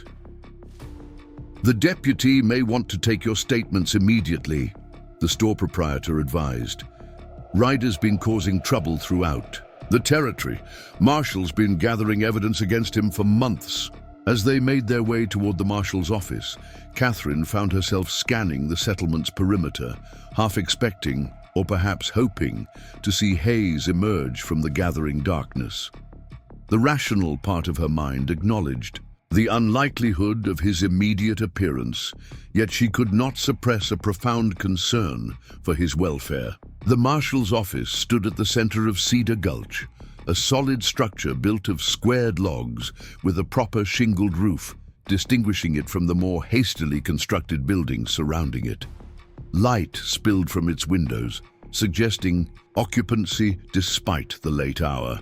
Miller knocked firmly on the door, which opened to reveal a young deputy whose alert expression suggested recent appointment to his position rather than the weathered cynicism of a veteran lawman. "Deputy Marshal Evers," he introduced himself, taking in their appearance with a quick, assessing glance. "What brings you folks to Cedar Gulch?" "Jacob Miller from Cedar Creek Valley, my daughter Emma, and Miss Katherine Wilson." Miller stepped inside at the deputy's invitation, Katherine and Emma following closely. "We've fled our homestead after Ryder's gang caused flooding in the valley." The deputy's posture shifted immediately to one of heightened interest. "Ryder? You've had direct dealings with Silas Ryder?" "His men pursued us from our flooded property," Miller confirmed. "We escaped with the help of Nathaniel Hayes, who—" "Hayes?" The deputy interrupted, surprise evident in his tone. "The bounty hunter?" Katherine stepped forward. "Mr. Hayes has been tracking Ryder for some time, I understand. He helped us escape and then drew Ryder's men away to allow our safe passage here. He may be in grave danger as we speak." Deputy Evers ran a hand through his hair, clearly processing the unexpected complexity of their situation. "Marshal Connolly's been coordinating with federal authorities regarding Ryder for months. Hayes has provided information, but operates independently." He gestured toward chairs arranged near his desk. "Sit, please. I need to hear everything from the beginning." Miller related their ordeal while Katherine tended to Emma, who had finally succumbed to exhaustion and dozed against her shoulder. The deputy took detailed notes, his expression growing increasingly grave as the full extent of Ryder's actions became clear. "This flooding, you believe it was deliberately caused?" he asked, scrutinizing Miller intently. "Hayes seemed certain of it, said the dam that broke had been recently inspected and found sound." Deputy Evers nodded slowly. "Fits Ryder's pattern. He's been hired by Eastern Railroad interests to secure right-of-way through several valleys. Previous incidents involved intimidation, property destruction, occasional violence, but nothing on this scale." "He's escalating," Katherine observed quietly, "and Hayes is alone against him and his men." The deputy studied her with newfound interest. "You seem remarkably composed, Miss Wilson, given the circumstances." Katherine met his gaze steadily. "Circumstances demand composure, Deputy. Hysteria serves no one, least of all those still in danger." Something in her bearing, perhaps the unconscious authority that years of aristocratic upbringing had instilled, caused the deputy to straighten slightly in response. "Of course, you're absolutely right." He returned his attention to Miller. "Where exactly did you last see Hayes?" Miller described the location as precisely as possible, referencing landmarks and terrain features that might guide a search party. Deputy Evers marked these on a crude map of the territory, his methodical approach somewhat reassuring. "I'll dispatch Riders at first light," he promised. "Marshal Connolly's due back tomorrow as well. He'll want to speak with you directly about Ryder." "And in the meantime," Katherine inquired, concerned for Emma's immediate needs. "Company boarding house has vacant rooms," Evers replied. "I'll arrange accommodation for you there tonight, at the jurisdiction's expense. We'll need your formal statements in the morning." Relief at reaching relative safety mingled with lingering concern for Hayes as they followed Deputy Evers to the boarding house. a substantial two-story structure that served the mining operations administrative staff. The proprietress, a no-nonsense widow named Mrs. Hargrove, showed them to adjacent rooms with brisk efficiency. "Bathrooms at the end of the hall," she informed them. "Hot water's available now if you're wanting baths. Kitchen's closed, but I can manage sandwiches if you're famished." Miller accepted this offer gratefully, while Katherine helped Emma settle in their shared room. The child roused briefly as Katherine removed her dirt-encrusted clothes and helped her into a nightgown borrowed from Mrs. Hargrove's supplies. "Where's Mr. Hayes?" Emma asked drowsily, her first words in hours revealing where her thoughts had wandered, even in exhaustion. Katherine smoothed the clean bed covers over her small form. "He needed to make sure the bad men couldn't follow us. He'll come find us when he can." Promise? The simple question pierced Katherine's carefully maintained composure. She could not bring herself to offer false reassurance, yet neither could she burden this child with her genuine fears for Hayes's safety. "I promise we'll wait for him," she said instead. "Now sleep, little one.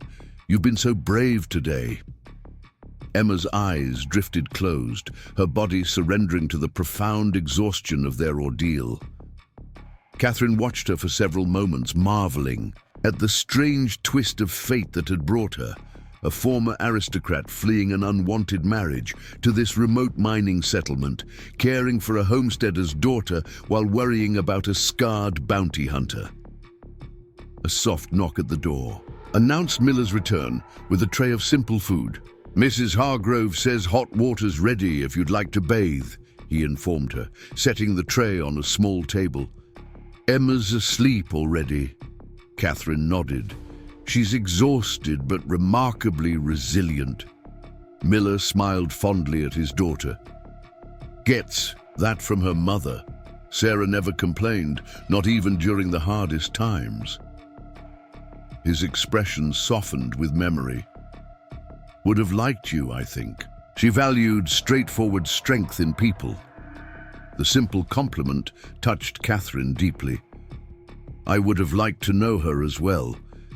Emma speaks of her often." They shared a moment of companionable silence before Miller gestured toward the tray. "You should eat something. I'm going to give my formal statement to Deputy Evers while things are still fresh in my mind." "What about Hayes?" Katherine asked, the question escaping before she could consider its implications. "Will they search for him tonight?" Miller's expression grew somber. "Deputy says it's too dangerous in the dark. Search party will leave at first light." He hesitated before adding gently, "Hayes knows how to take care of himself, Katherine. It's what he does." She nodded, accepting the pragmatic assessment while still harboring private concerns. After Miller departed, she ate mechanically, too preoccupied with thoughts of Hayes facing Ryder's men alone to appreciate the simple meal. The promised bath provided momentary distraction, the luxury of hot water and soap an almost forgotten pleasure after days of rough wilderness travel. Yet even as she scrubbed away the physical evidence of their journey, Katherine found her thoughts continually returning to the scarred bounty hunter who had repeatedly placed himself between them and danger. Why did his fate matter so intensely to her? They were virtual strangers, their brief acquaintance forged in crisis rather than conventional social introduction.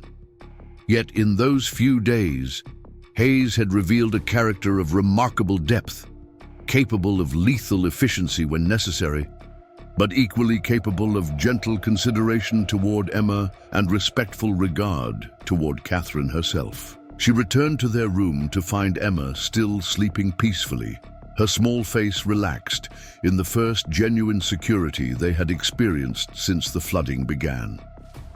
Katherine moved to the window, gazing out at the mining settlement now cloaked in full darkness, lit only by scattered lanterns and the distant glow of the smelting operation that apparently ran continuously. Somewhere beyond those lights, in the wild territory they had traversed, Hayes was either evading Ryder's men, confronting them directly, or a possibility she refused to contemplate fully, beyond any earthly concerns altogether. The uncertainty gnawed at her with surprising intensity. A soft knock interrupted her troubled reverie. Opening the door, she found Miller looking equally unable to rest, despite their physical exhaustion. "Deputy took my statement," he informed her quietly. "Says Marshal Connolly will want to speak with you tomorrow as well." Katherine nodded. "Of course, whatever helps bring Ryder to justice."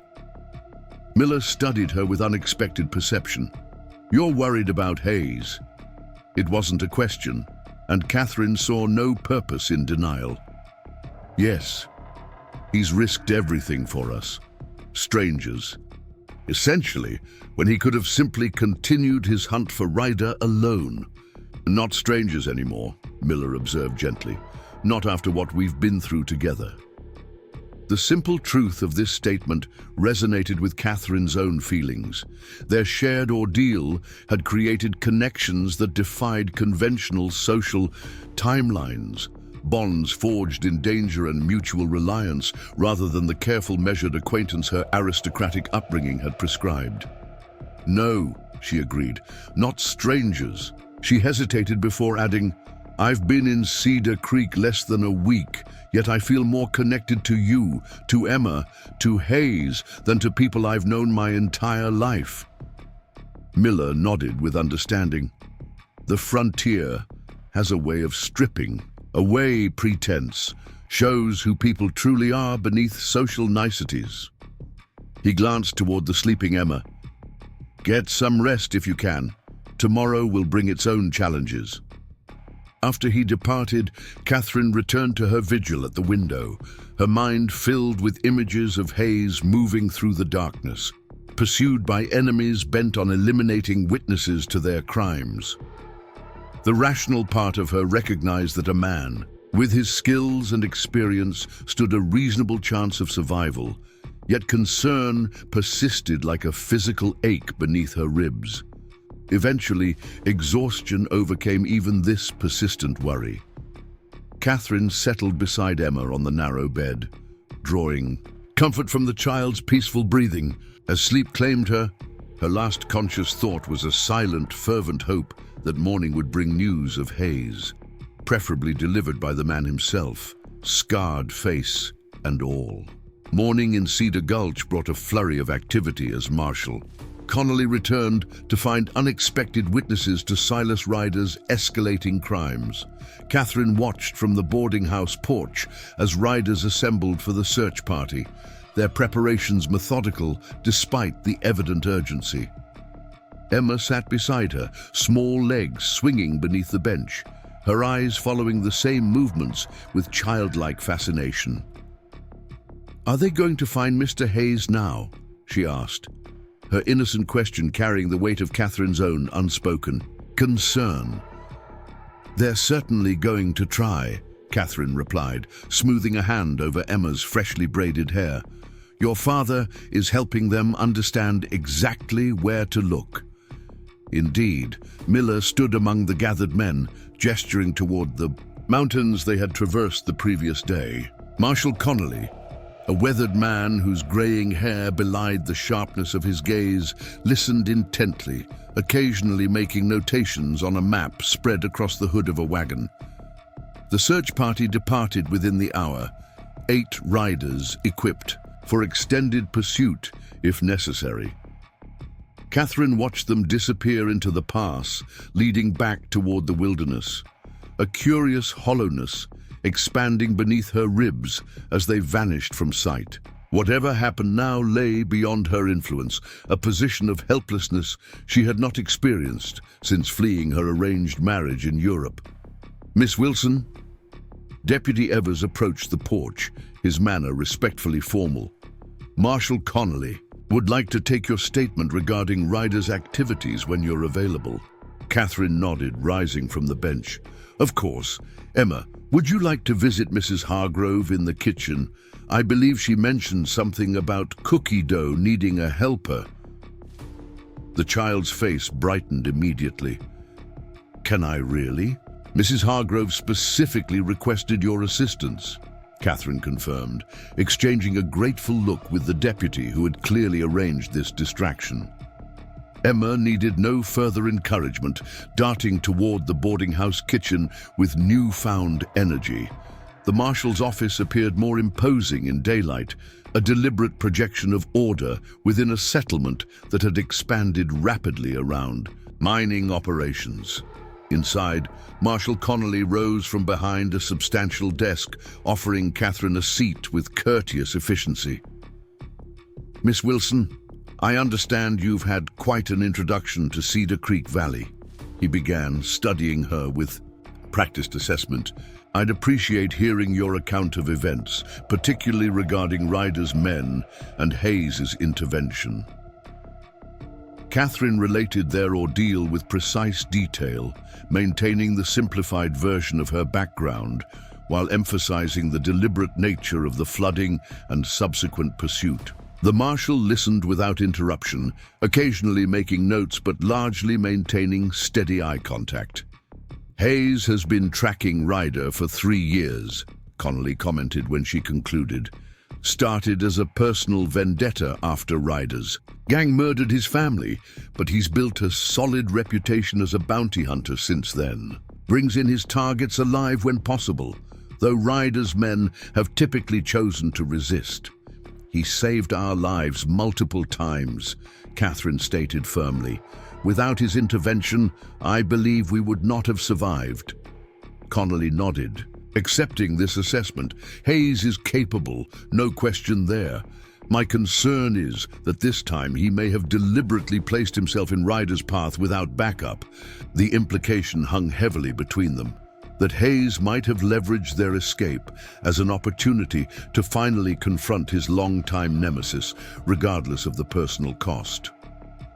"You believe he intended this as a final confrontation," Katherine said, the realization settling coldly in her stomach, "that he never expected to reach Cedar Gulch with us." "Hayes has been hunting Ryder longer than most men would persist," Connolly replied carefully. "That kind of single-minded pursuit changes. A person creates a focus that sometimes excludes self-preservation." Katherine recalled Hayes's response when she had asked what would happen after he found Ryder. "Then it ends." The finality in his tone suggested he had contemplated only the conclusion of his vendetta, not what might follow. "My men will search for him," Connolly assured her, perhaps noting her troubled expression. "Hayes has friends throughout the territory, myself included. But I want you prepared for the possibility that he chose this confrontation knowing the likely outcome." Katherine maintained her composure with practiced discipline, though inwardly she recoiled from the marshal's pragmatic assessment. "I understand. Is there anything else you need from me?" "Just your intentions going forward," Connolly replied. "Miller's homestead remains underwater, likely uninhabitable for weeks, possibly months. The mining company has temporary positions available if you're needing immediate employment, or there's the stage to Helena departing tomorrow if you prefer to seek opportunities elsewhere." The question of her future, momentarily overshadowed by immediate survival concerns, now demanded consideration. She had traveled to Cedar Creek specifically to marry Miller, an arrangement that remained theoretically valid despite their extraordinary circumstances. Yet the events of recent days had fundamentally altered her perspective on that agreement. "I need to discuss options with Mr. Miller," she answered diplomatically. "Our arrangement was made under different circumstances than those we now face." Connolly accepted this with a nod. "Of course. Cedar Gulch isn't as established as some settlements, but we maintain order here. You'd be welcome to stay while sorting matters out." Katherine thanked him and departed, stepping into the bright morning sunlight with her thoughts in tumult. The mining settlement bustled around her, men moving between operations buildings, supply wagons creaking along the main street, the constant background percussion of pickaxes and machinery from the mines themselves. Civilization, after a fashion. Safety certainly compared to their harrowing journey. Yet she felt strangely disconnected from the activity surrounding her, as if part of her remained in that wilderness, tracking alongside Hayes through danger, watching him place himself repeatedly between them and harm's way. She found Miller at the company store, negotiating for replacement tools and supplies should they eventually return to his homestead. His expression brightened upon seeing her, though concern quickly followed. The marshal didn't press too hard with questions, did he? He asked as they stepped outside. No, he was quite professional, Katherine assured him, though he expressed concerns about Hayes' chances against Ryder. Miller's face sobered. Marshall's known Hayes longer than most. If he's concerned, he left the implication unspoken, shifting instead to practical matters. I've been speaking with the mine superintendent. They need skilled carpenters for expansion projects. Offered me temporary work until the floodwaters recede. That seems sensible, Katherine agreed, recognizing the opening to discuss their more personal arrangement. And it provides time to reconsider our situation. Miller studied her face carefully. You're having second thoughts about our arrangement. It wasn't a question, and Katherine appreciated his directness. Recent events have changed circumstances for both of us, she acknowledged. I believe we should approach our agreement with careful reconsideration rather than proceeding from obligation alone. A faint smile touched Miller's features.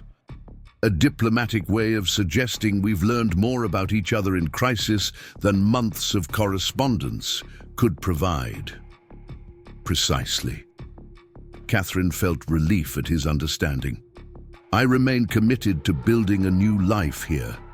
My reasons for leaving Europe haven't changed, but perhaps we should allow ourselves time to determine if marriage still represents the most appropriate path forward. Miller nodded thoughtfully. A reasonable approach. Emma's grown attached to you already, but I wouldn't want either of as entering marriage from mere practicality if other considerations have emerged. His perceptiveness confirmed Katherine's growing respect for this straightforward man. Unlike the calculated political maneuverings of her former suitors, Miller approached even personal matters with refreshing honesty. Thank you for understanding, she said sincerely. For now, perhaps we should focus on immediate needs: housing, employment, Emma's well-being. The company's offering a vacant cabin near the boarding house, Miller informed her. Basic accommodations, but private. We could share it as a family unit without formalizing our arrangement until we've reached certainty. The pragmatic solution appealed to Katherine's sensibilities. That seems appropriate, and I should seek employment as well. I have some skills that might prove useful here. Though she had never worked for wages in her previous life, Katherine possessed educated competencies that remained valuable even in frontier settings: literacy, mathematics, languages, and administrative capabilities that mining operations or merchants might utilize. They collected Emma from Mrs. Hargrove's kitchen, the child proudly bearing cookies she had helped create. The simple domestic accomplishment appeared to have restored some of her equilibrium after their ordeal, a reminder that children often found stability through routine activities, even amid extraordinary disruption. The cabin proved modest but sound: 2 small bedrooms, a common area with a functional cook stove, and basic furnishings. Miller immediately set about making minor repairs, while Katherine established order from the supplies provided by the mining company. Emma explored the space with childlike curiosity, claiming the smaller bedroom with decisive enthusiasm. By afternoon, they had created a semblance of domestic order.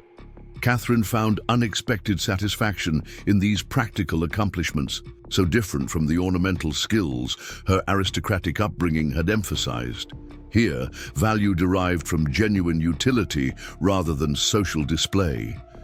Yet beneath this productive activity, her thoughts repeatedly returned to Hayes and the search. party now seeking him in the wilderness. Each passing hour without news increased the likelihood of unfavorable outcomes, a reality she acknowledged privately while maintaining optimistic composure for Emma's benefit. The child, however, possessed remarkably perceptive instincts. As Katherine prepared a simple evening meal from supplies delivered by Mrs. Hargrove, Emma approached with solemn expression. "Is Mr. Hayes lost?" she asked directly, her blue eyes seeking reassurance Katherine couldn't honestly provide. Katherine considered her response carefully, respecting both the child's intelligence and emotional needs. "The marshal's men are looking for him," she replied, kneeling to meet Emma's gaze. "Mr. Hayes knows those mountains better than most. We must be patient while they search." Emma accepted this with surprising maturity. "Papa says Mr. Hayes is the bravest man he knows." "Your father is correct," Katherine agreed, smoothing a stray lock of hair from the child's forehead. "And brave men sometimes face dangerous situations to protect others. That's what Mr. Hayes did for us." The explanation seemed to satisfy Emma temporarily, though Katherine recognized that children often process difficult uncertainties gradually. She would need to remain attentive to Emma's emotional needs as the situation developed. Miller returned from meetings with the mine superintendent with practical news. He would begin work the following day, overseeing construction of new support buildings. Additionally, the company's administrative office had expressed interest in Katherine's clerical abilities, particularly her penmanship and mathematical proficiency. "The accountant nearly wept with joy when I mentioned you could handle correspondence and bookkeeping," Miller reported with mild amusement. Apparently, their previous clerk departed suddenly during a dispute over mining claims. Katherine welcomed the prospect of purposeful employment. "When should I present myself for consideration?"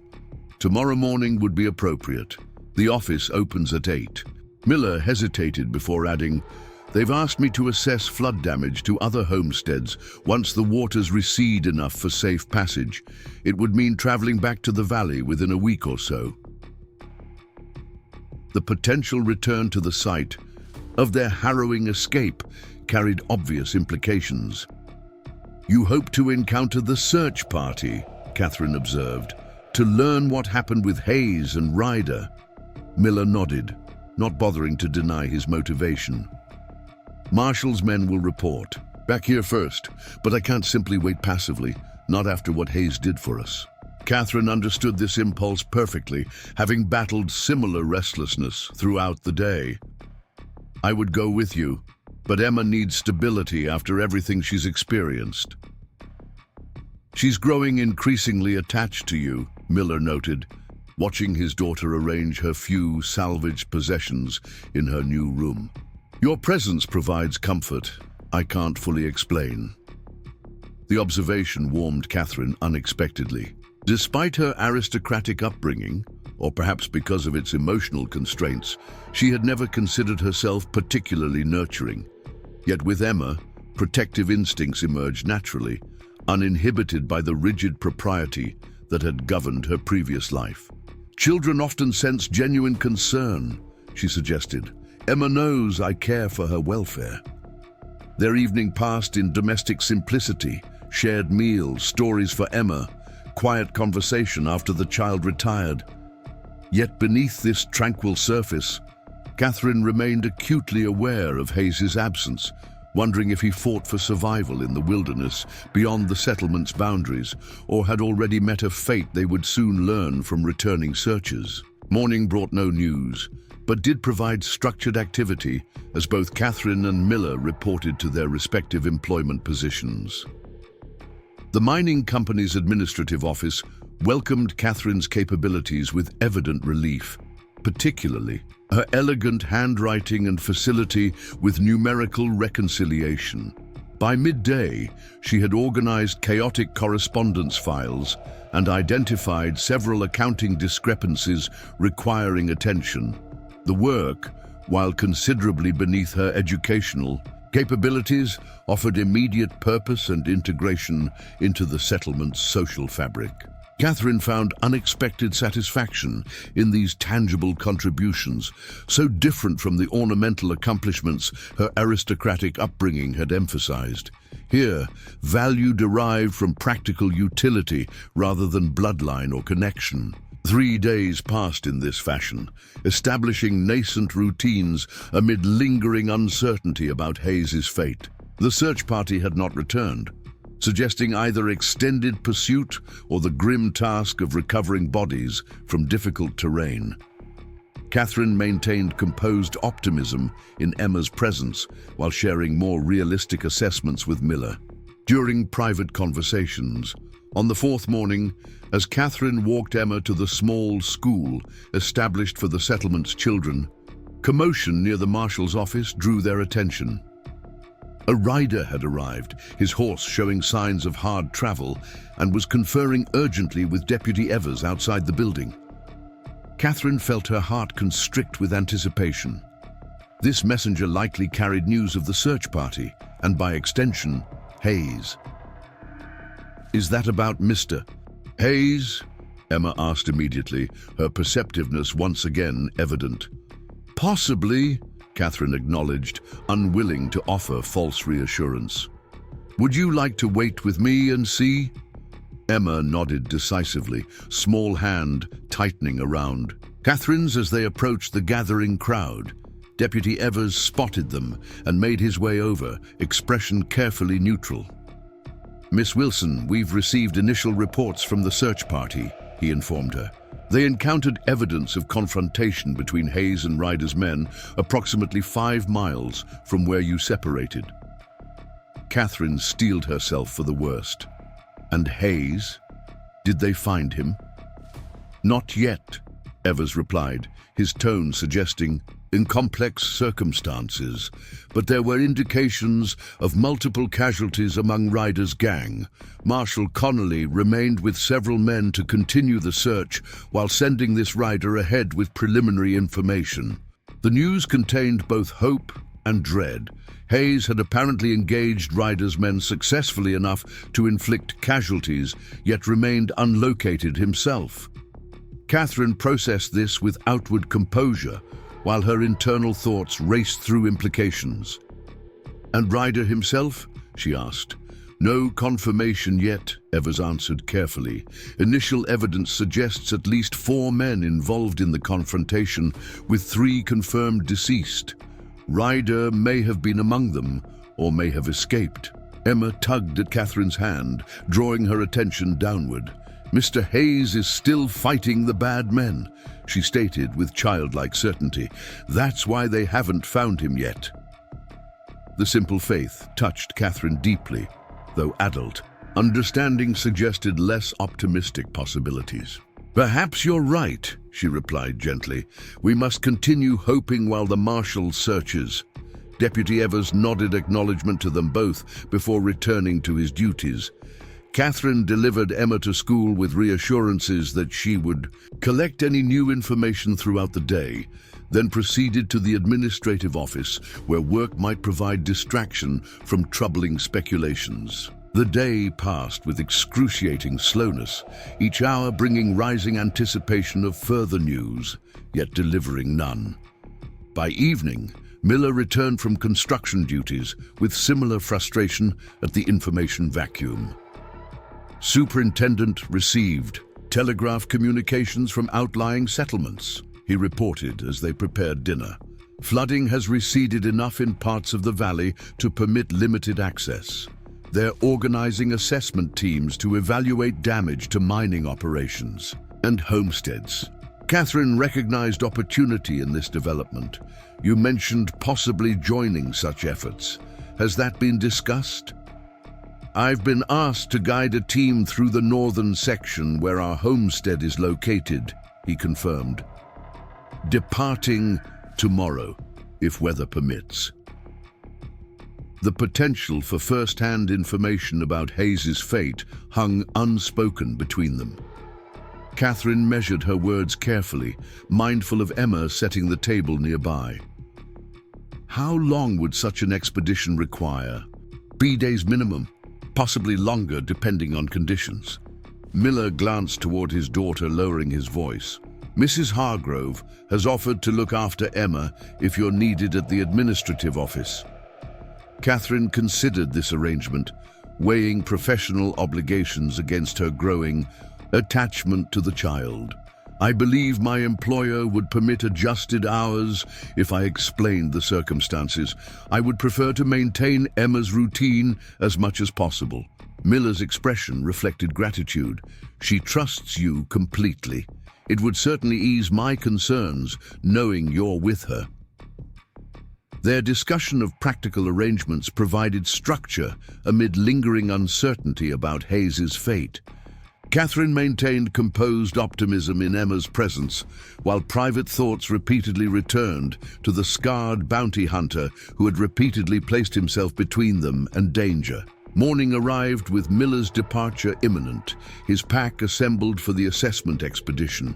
Emma clung to him with unusual intensity during their farewell, the recent trauma of their flight having heightened her separation anxiety. "I'll return in 3 days," he promised, kneeling to embrace her. "Miss Katherine will take excellent care of you." "What if the bad men come back?" Emma whispered, giving voice to fears she had previously contained. Miller's expression softened. "The bad men are far away now, little one. Marshal Connolly's men are making sure they can't hurt anyone again." This reassurance appeared to satisfy Emma temporarily. Katherine walked them to the expedition's assembly point, where wagons and mounted men prepared for the journey back to the flood-affected valley. "I'll discover what happened if possible," Miller told her quietly as they shared a private moment of farewell. "Hayes deserves that much from us at minimum."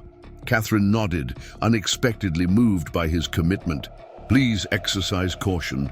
Emma needs her father returned safely." "And what about you?" Miller asked perceptively. "What do you need, Katherine?" The directness of his question caught her off guard.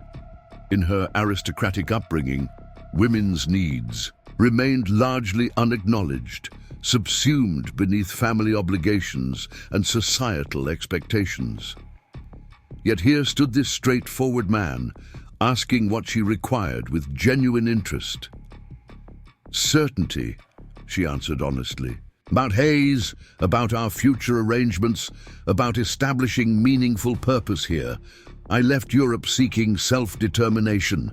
Recent events have simultaneously complicated and clarified that quest." Miller considered her response thoughtfully. "When I return, perhaps we should discuss our arrangement with complete frankness. Recent experiences have revealed depths to both of us that correspondence couldn't capture." Katherine appreciated his perception. "I believe that would be appropriate." They parted with formal handshake rather than embrace, a mutually respectful acknowledgement of their evolving relationship. Katherine watched the expedition depart with Emma's small hand clasped in hers, each harboring private hopes regarding what information Miller might discover. The following days established a functional routine.